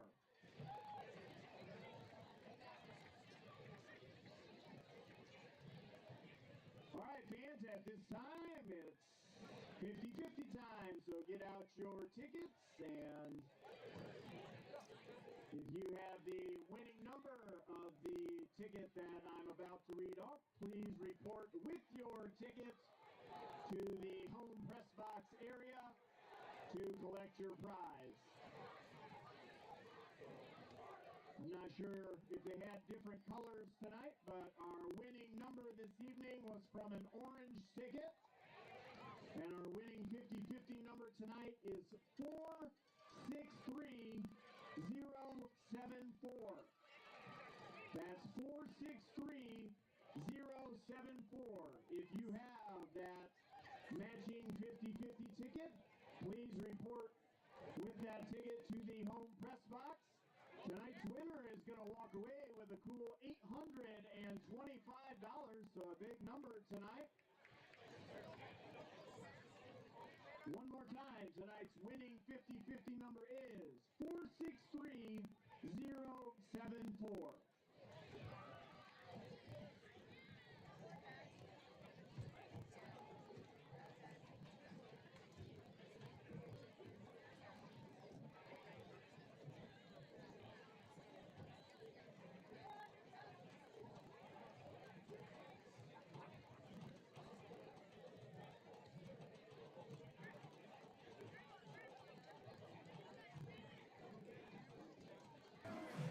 Football fans, we are back at Babcock Field, joined by PE coach, basketball coach, and indeed former quarterback at Dunlap, Blake Bauer, the color man, production crew, a one-man wrecking crew, Alex Calhoun, the man on the camera, freshman football player, and the winner wrestler, Will Freeman. That's the crew. As for the score here at Babcock Field, it is Highland, the Bulldogs, 40, and the Washington Panthers, 0. As we return, we want to take a brief moment to bring up some updates, some things that are near and dear to Coach Bauer and I's heart. Coach, let's start first with an event tomorrow at beautiful 5 Points. Yeah. About 9:30 in the morning, all the way up until midnight. Brown Fest, named after our Hall of Fame basketball coach, Coach Brown, who lost an incredible battle to glioblastoma, stage 4 brain cancer in 2019. What are you looking forward to at Brown Fest tomorrow? I think the whole day. So it starts at the 10 a.m. is the 5K run and the 1 mile walk. Is Correct, that right? sir. Correct. And then after that, you've got the bags tournament. You've got Cornhole in some places. Cornhole, bags here in the yeah. 309. Right. So you got bags in the afternoon early. You got a 5K, which are you running the 5K? I am running the 5K. I will be waddling on the 1 mile walk. And then what do we got that night? And then we got bands, we've got food trucks, we've got all sorts of stuff. Come out. It's over at 5 Points. And this is a high school broadcast. There is other things to do at night. But the band I'm looking forward to, Jam Sandwich. I love how they say sandwich. So that's a great night. Brownfest, join us. All proceeds go to KB Strong in their fight against glioblastoma. So that is an option. That is something that we would definitely invite you to. We'd love to hang out with you. Hundreds and hundreds of people will be there. And then, Coach, definitely near and dear to our heart, the Kevin Brown Memorial Tournament of Champions, November 22nd to November 26th. Read our football fans the list of former people that played in this incredible tournament. And I'll go quick because we're about to kick off here, but you got Anthony Davis, Zion Williamson, Andrew Wiggins, DeAndre Jordan, Chandler Parsons, Jared Bayless, DeAndre Liggins. I mean, you could go down the line. Coach, Reggie Bullock. Coach, 17-year tournament, 77 NBA players have played in Torrey Gym. And there is Gunnar Mackey with the kickoff. We are back in the second half for Bulldog and Panther football. And let's see how the Panthers respond after a halftime talk with the coaching staff.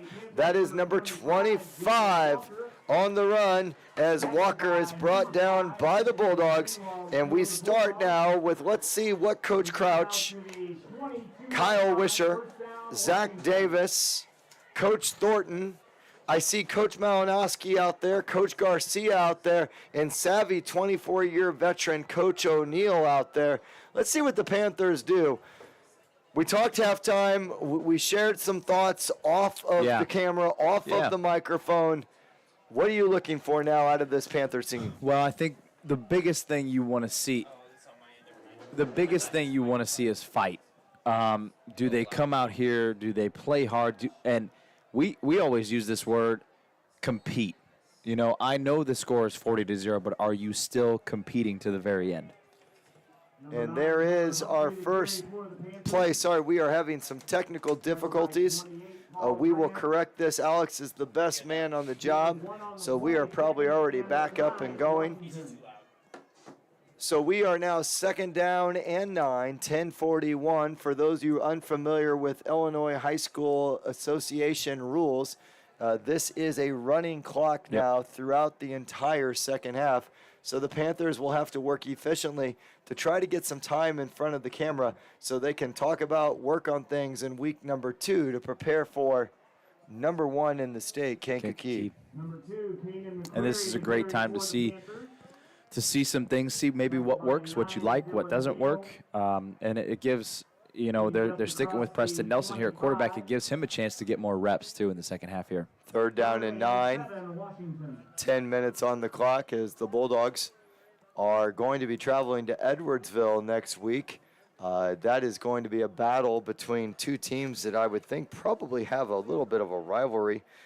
Edwardsville is a large school compared. There is an interception, and that ball is a pick six as number 6. That is Cameron Willis. I was able to find Cameron Willis highlights online. He was very good online. Granted highlights at jumping passing routes. Yes. Coach, after watching the highlight film, that was the exact same play. Yeah, he read Preston Nelson's eyes, and Preston Nelson, I don't even think, saw him. And he just jumped that ball and took it into the end zone. Great play. So we are getting updates from around the Mid-Illini. Morton is losing currently to Muhammad Seymour. We are still awaiting a Pekin score with Rock Island, a powerhouse from the Quad Cities. And it has come to our attention, and our thoughts are right now with Peoria High, Metamora, their fans and their teams. And the Metamora-Peoria High game has been canceled, Coach Bauer. It was postponed, it was postponed. Something occurred.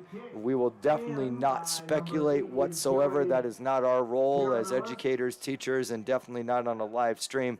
But there is all indications that the Metamora High and the Peoria High football game is not being played tonight. So our thoughts go out there. Hopefully everybody is okay. Right back here at Babcock Field with 9 minutes and 17 seconds on the clock. It will be a running clock scenario. The halftime score at Dunlap 13, Galesburg 3. So we are getting some indicators here of what the Mid-Illini Conference is going to look like. I know Canton and Eureka were doing battles, so we might be able to get a score of that one. And I would really be interested to know, Pekin has been much talked about, not just in the area, but throughout the state. They have a young running back that is just spectacular. Yes. We'll be looking forward to watching the physicality of that team. Kanye Tyler, who is a very, very good running back, and Tanner Sprecher, who I think they in the paper they called him Thunder and Lightning. Coach, you have a Pekin connection I as do. a former coach and teacher that was at a feeder school to Pekin High School. Do you have any kids currently that are on the football team? So Kanye Tyler was a Rankin kid. Okay. I would have had him in 8th grade. Did he play hoops for you? He did not. But I knew back then he was very into football, and I actually went and watched him play JFL, and he was good there, and he is good now. So it's fun to see the growth of those kids and how they progress, not only as athletes but as people. Coach, that was either number 25, Jacob Walker, on the return. I did see number 24, Nathan West, get up off the field too. Our apologies for not quite identifying who the return was, but whoever that was, that return, that was a very, very strong return, a fast return. It's 47-0 here at 8 minutes and 33 seconds. And there is the run for the Panthers. That is number 2, and that is McQuarrie. That brings the Panther crowd to their feet. McQuarrie's got nobody in front of him. And Kanan McQuarrie Touchdown. is going to put the Panthers on the board. That will put the Washington cheerleaders into push-ups. And I just saw young hooper Javon White sprint down the bleachers. That's how you run the floor, Javon White. That's a rim runner. And another hooper, Jake Stewart, was blocking for him down the field. The Panthers are on the board, 47-6. What a good feeling for Washington to put themselves on the board. What a better response, too, by the crowd, the student section that's still with us. Keep on chipping away, boys. Absolutely. This morning, Coach, I had the opportunity to talk to OSF and some leaders in the medical field, and one of the people that was in the meeting with us was an incredible human being. His name is Dr. Andrew Sung. He's a neurosurgeon, OSF. He is the one that performed Coach Brown's surgery. And Dr. Sung had a line that is going to resonate with us as teachers and as coaches. And it was, I have failed thousands of times at researching on how to cure glioblastoma. I have failed thousands of times trying to find a clinical or a trial. Washington failed in the first half. They did. We did not have a lot of successes. We're not going to sugarcoat it. Yeah. But what Dr. Song said and what we just saw there, chip away. Start to find a way to get better every single second and turn a little negatives in the first half into baby positives in the second half and go get your football team better right now. And hopefully we're starting to see that right there. Yeah, and that run, listen, and Kanan McQuarrie just made our football team better. His effort to get through that small hole, to keep his feet moving, to find a gap and take it all the way, he made him better. And, he gave him some fight. Find a way to get experience now as Mitchell Coughlin is going to kick off. And Coughlin's kick is a beauty. Special teams is such a huge factor. And the Panthers wrap up the Highland returner. That was number 30 for Highland, Jack Nimmo. That name sounds very familiar. That's freshman Jack Nimmo. Yep. Coach, Washington had a Nimmo They did. a few years ago.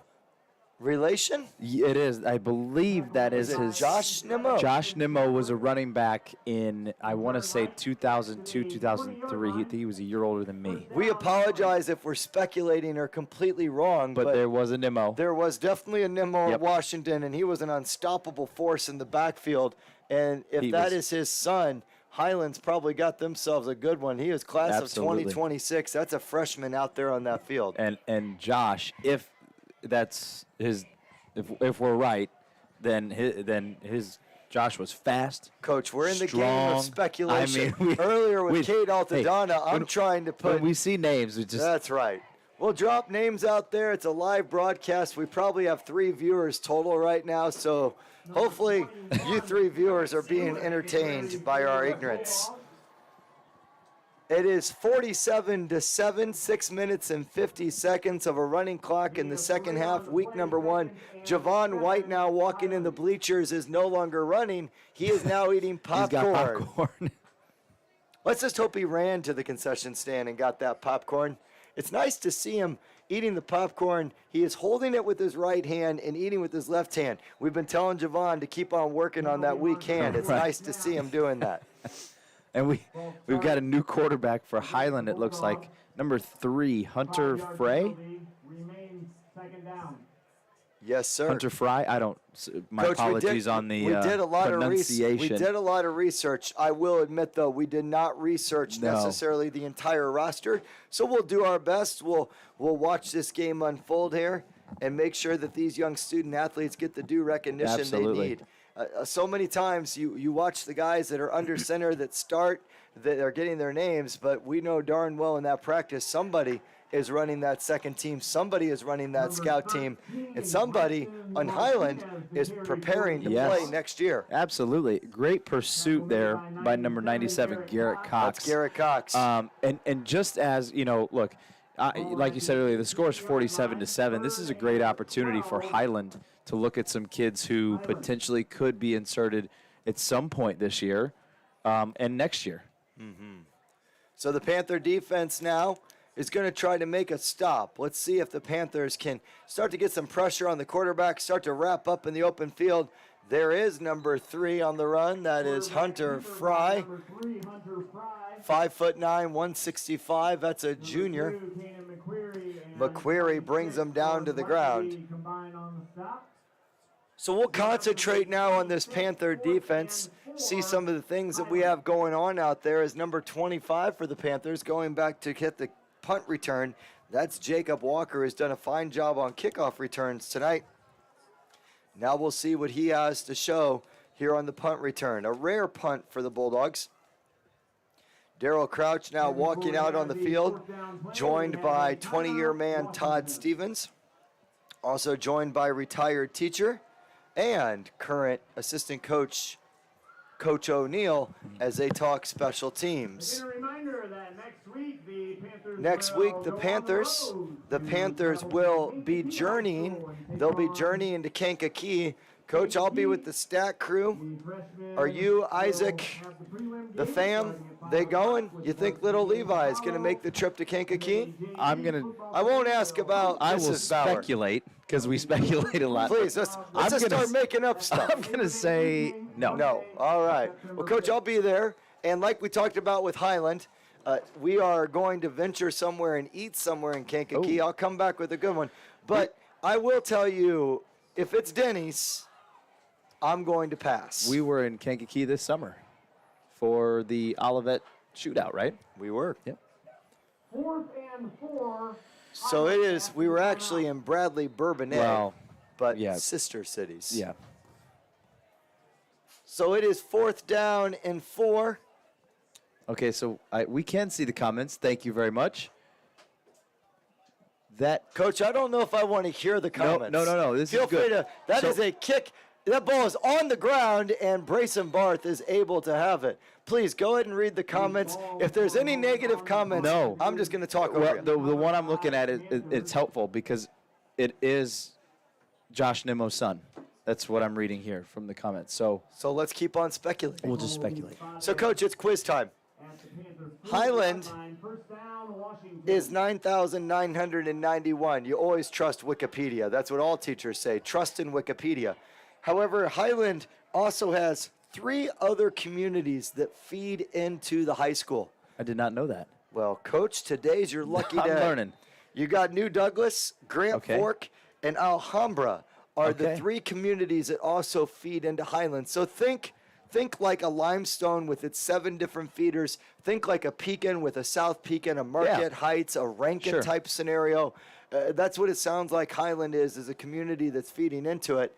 I'm not familiar with Triad, but I'm thinking Triad probably's got some communities that feed into it. I kind of remember a Shore Triad back in the day in junior high being an absolute dominant force. Yeah. And the cool thing of a rivalry is, us and Metamora, we know so much about Yes. each other. Us and Yeah. Morton, we know so much about each other.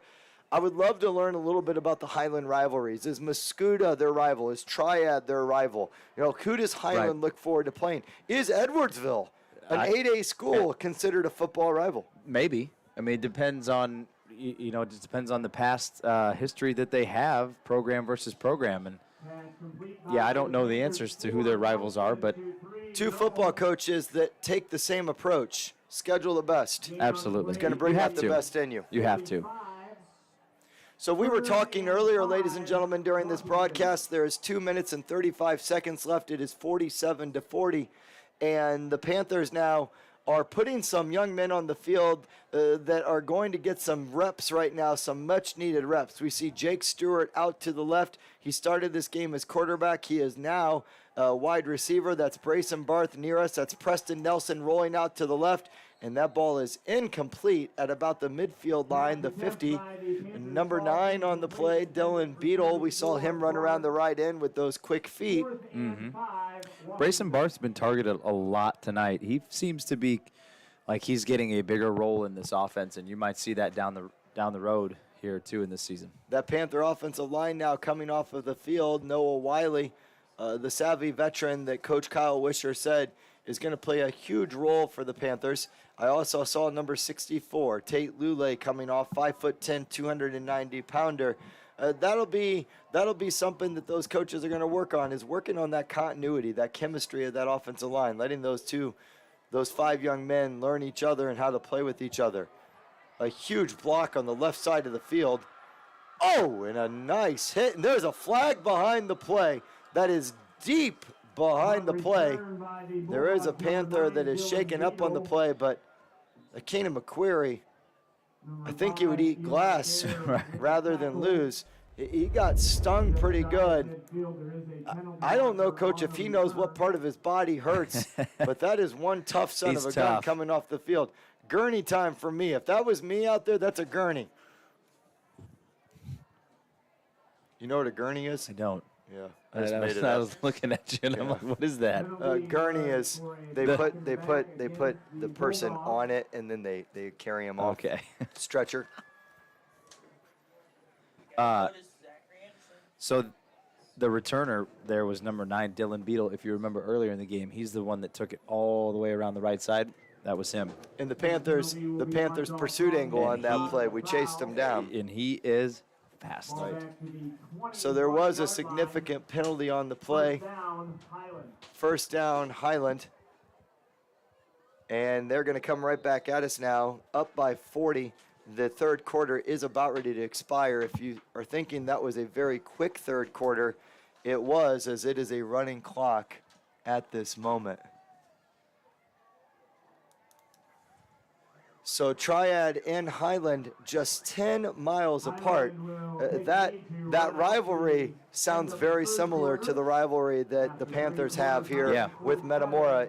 We always say in history class, you know, the Civil War, Appalachian Mountains, Mississippi River, Rocky Mountains, those are geographic barriers, but sometimes invisible lines are the things that create rivalries, and in this case, of course, the Civil War. But here, Metamora and Washington, just an invisible line, Taswood Road.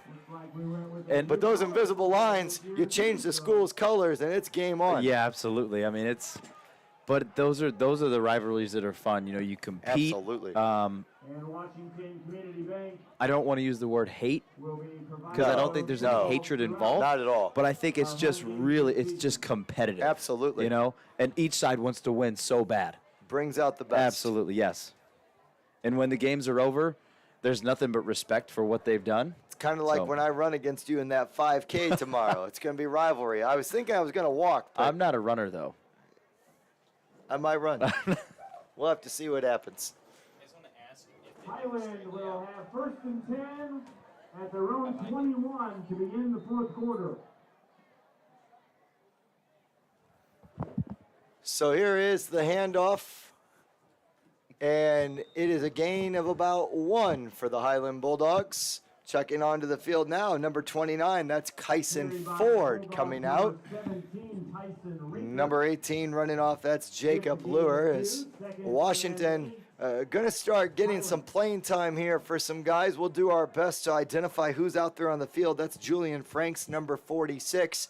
We heard quick care entrepreneur Dane Yeah. Newkirk talk up Julian. Very talking much. about how great of an employee he is, and now here on a Friday night. And he's Dane Newkirk's employees out here Yeah, he- running around on the football field. And he is a weight training student of mine. Not Dane Newkirk. of No, course, not Dane. Julian. Dane was 3 years ago. Dane's doing some great work here as he's moved well beyond Washington, and we've made that comment a few times now about that these kids do some great things well after high school at Washington and of course Highland. 11 minutes on the clock. For those of you that are looking for some fine entertainment, you've got all sorts of options here in the Washington area. We've got a golf squad that's on the up and coming. We've got a soccer team that is 2-0, led by Mitchell Coughlin, and that energy, that ball of energy. You know who Yeah, I'm I talking know. about, Coach. Who do you think I'm talking about when I talk about a ball of energy? I don't get anything right, so I'll just let you say it. Bernie Wynn. Bernie Wynn. Bernie Wynn, a point guard in the basketball team and an outstanding soccer player. So if you're looking for something to do, Washington fans, go follow Chad Cliff Soccer Team. Check him out. That's a great find. Coach Yeah. Kerry Dowling's volleyball squad's going to be in action Volleyball. all throughout next week. They've got some outstanding talent. So if you're looking for some fine activities, some fine entertainment, and of course, we already talked about Brownfest tomorrow. That's tomorrow, Saturday, all day long. Hopefully, we'll see you at 5 points. Highland takes over, 1st down and 10, the 10-minute mark. It's 47-40. They're on their own 32. There was a jump, and that's going to be offsides on the Panthers.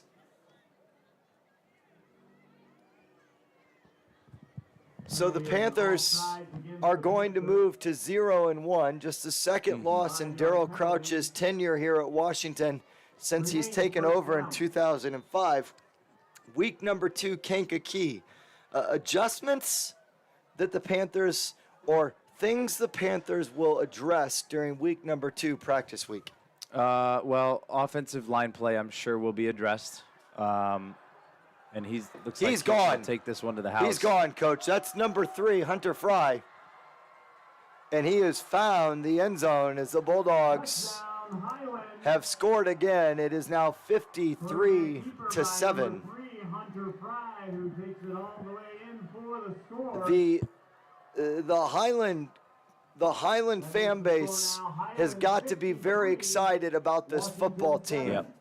And Jim Wernicke was not guarded during the interview, not guarded, very polite, was willing to talk about his team.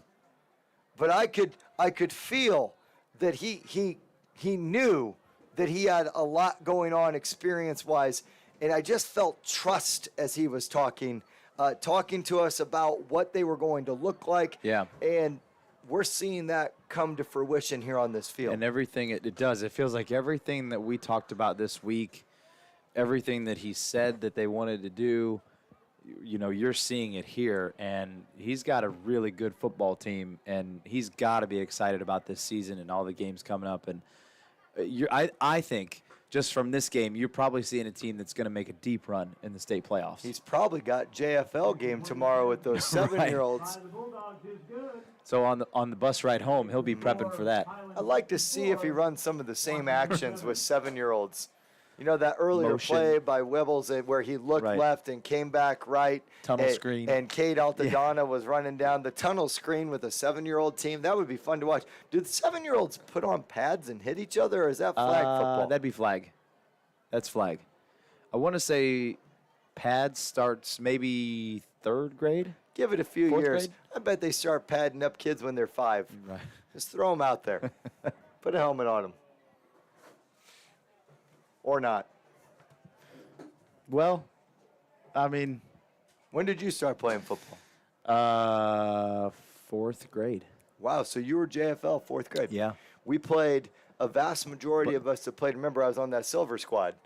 Of the Yeah. 110 guys that played on that freshman football team, I would say half of us had never played football until our Really? freshman year, which Washington has, a bevy of Sure. guys that do not play football until their freshman year. So what made you want to play football if you hadn't played up to that point? You know, it was one of those things, Coach. It was a large high school, 110 guys playing. We all played basketball and baseball. I really think it wasn't peer pressure. I think that just 10, 15 of us decided to go play football. And the irony is, and it's remarkable irony, is Jason Siratek, a guy who never played football, Shane Drury, another guy who never played football, all basketball teammates of mine. Yeah. Ended up being tremendous football players. Siratek, quarterback, Miami, Ohio. Drury, an outstanding wide receiver, kick returner. I just love that you can pick up something like Right. football, and 4 years later, you're all Yeah. conference, all area. And I think, and for these kids, they'll, and not to sound cliche, but they will remember this for the rest of their lives. These are, we love basketball, but there is nothing like Friday night football. It's so much fun. You got the students, you got the fans. It's a great experience, and you'll remember it forever. 8 minutes and 20 seconds, 54-7, first down and 10. That's Madden Mendoza. Madden Mendoza out there on the field, a multi-sport athlete, a kid that has lived in the weight room. We saw that dedication to the weight room in the offseason last year, starting in March. It went all the way through the summer. And yesterday morning, he was in there with C.J. Duncan, a golfer and a basketball player, and Madden, of course, a football and a basketball player, just getting after it Thursday morning, making sure that he's keeping himself in shape. And now Matt Mendoza, 7 minutes and 50 seconds left, getting a chance to go out there and direct his football team. He's a hard worker, and I would say if there's one kid that really, takes on that role of a team guy, it's Madden. He cares so much about his teammates that it's awesome to see it. It's great to see him getting some time here.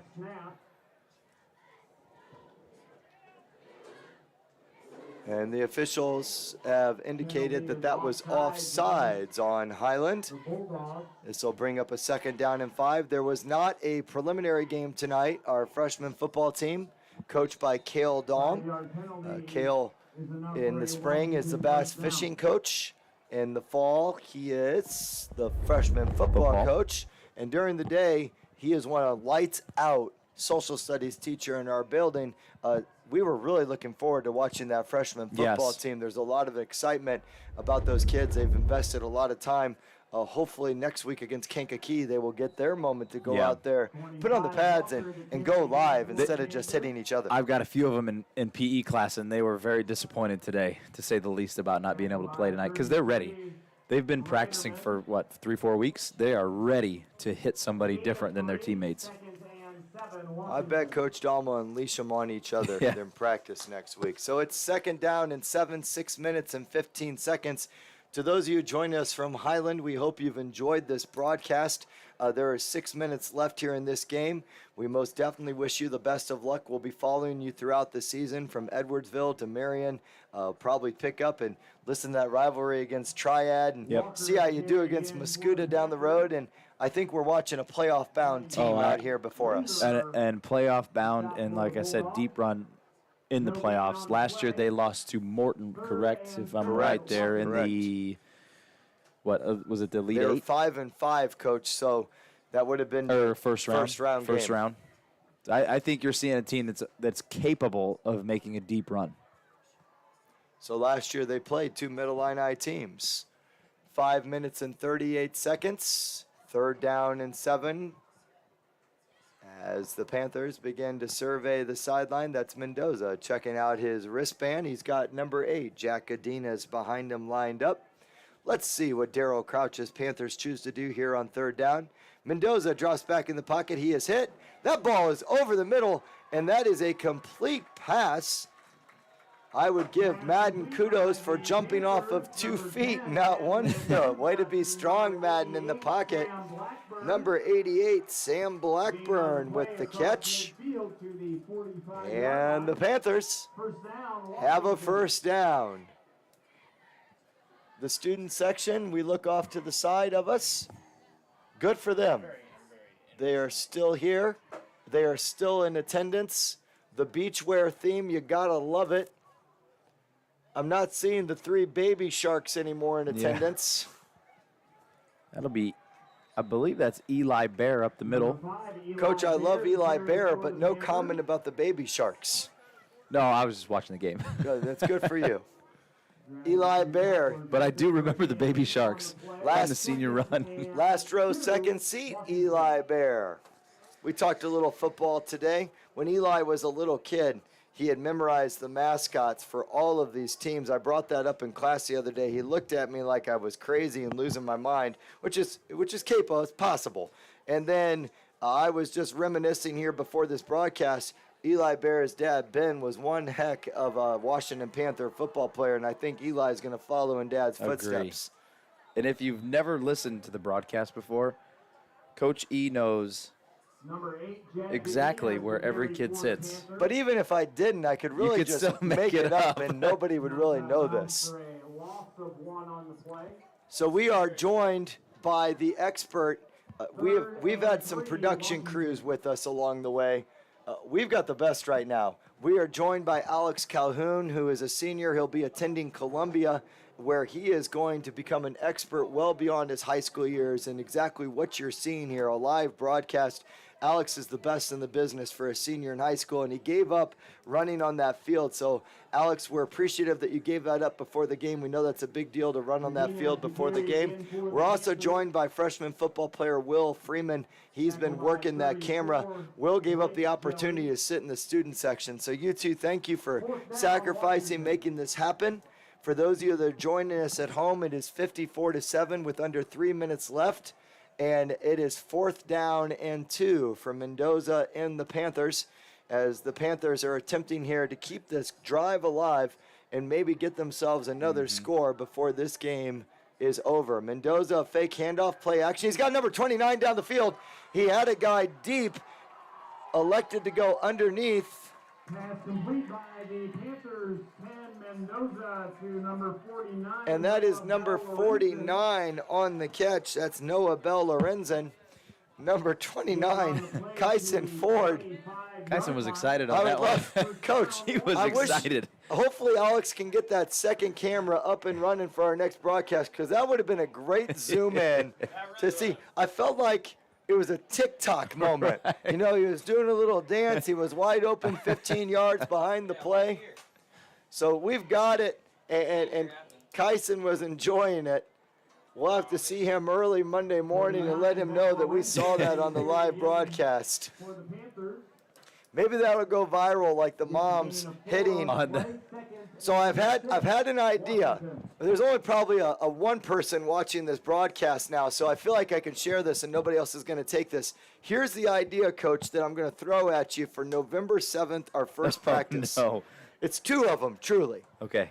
I say number 1, we put the boys in front of the basket and let their moms dribble as fast as they can and run them over, and we put charge. It's a charge drill. Take a charge. If that's not going to go viral, I don't know what won't. And then number 2, now this is the idea of the year. I say we get miniature baskets, probably for some of our moms. Sorry, moms, if you're listening. Maybe 6 feet. Yeah. And we let our moms dunk on our guys. They'd probably enjoy that. Coach, yeah. Viral, baby. It'll be on SportsCenter before you know it. It's looking real good. You liking? I say we make it happen. And then we could even have the wives dunk on the coaches. Because you know Mandy Stewart would love to dunk on Brad Stewart. Guaranteed. Oh, yeah. Guaranteed that Jen Martin would love to hammer no doubt. and just put one down over Zach Martin. You thinking? I like it. I like where it's going. I think it'd be fun. Kids would love it. Parents would love it. Wives would love it. All right, Coach, Here you're we in go. charge. Make it I'm happen. in charge, yeah. That's right. I'm already watching game film on Chicago Leo, so you got that one. We're at 15 seconds left, 54-7, 4th down and 16. And ladies and gentlemen, Highland is going to move to 1-0 as they are going to head off in week number 2. They will have Edwardsville on their schedule. Washington is going to move to 0-1. They are going to be taking on state-ranked number 1 Kankakee. There is 0.3 seconds still left on the clock. This game is not quite over as we have time for one last play as Washington is going to attempt a 42-yard field goal with 0.3 seconds on the clock. This is Mitchell Coughlin, who did share with me that one of his favorite moments was kicking his longest field goal, which I believe is right in this vicinity. Coughlin's kick is up. It's good. And it is good. So the Panthers end with a made field goal. 54-10 will be the finish.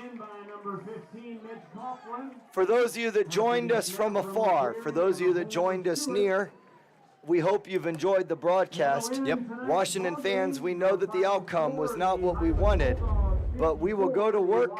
We'll go to work in week number 2. Coach Crouch, his staff will go to work. This young football team will only get better. Highland, best of luck to you. Yep. And ladies and gentlemen, we sign off. Coach, anything you want to finish with? No, exciting to start football season off. Good luck to Highland. That's a good football team, and I know that the Panthers, they'll be at work. They'll be at work tomorrow. They'll be at work on Sunday. They'll get back to practice on Monday, and they'll get back after it. Panther Nation, we'll see you at Brown Fest tomorrow morning, bright and early, or at some point during the night, rocking out to Jam Sandwich. This is Eric Shermore and Blake Bauer, Alex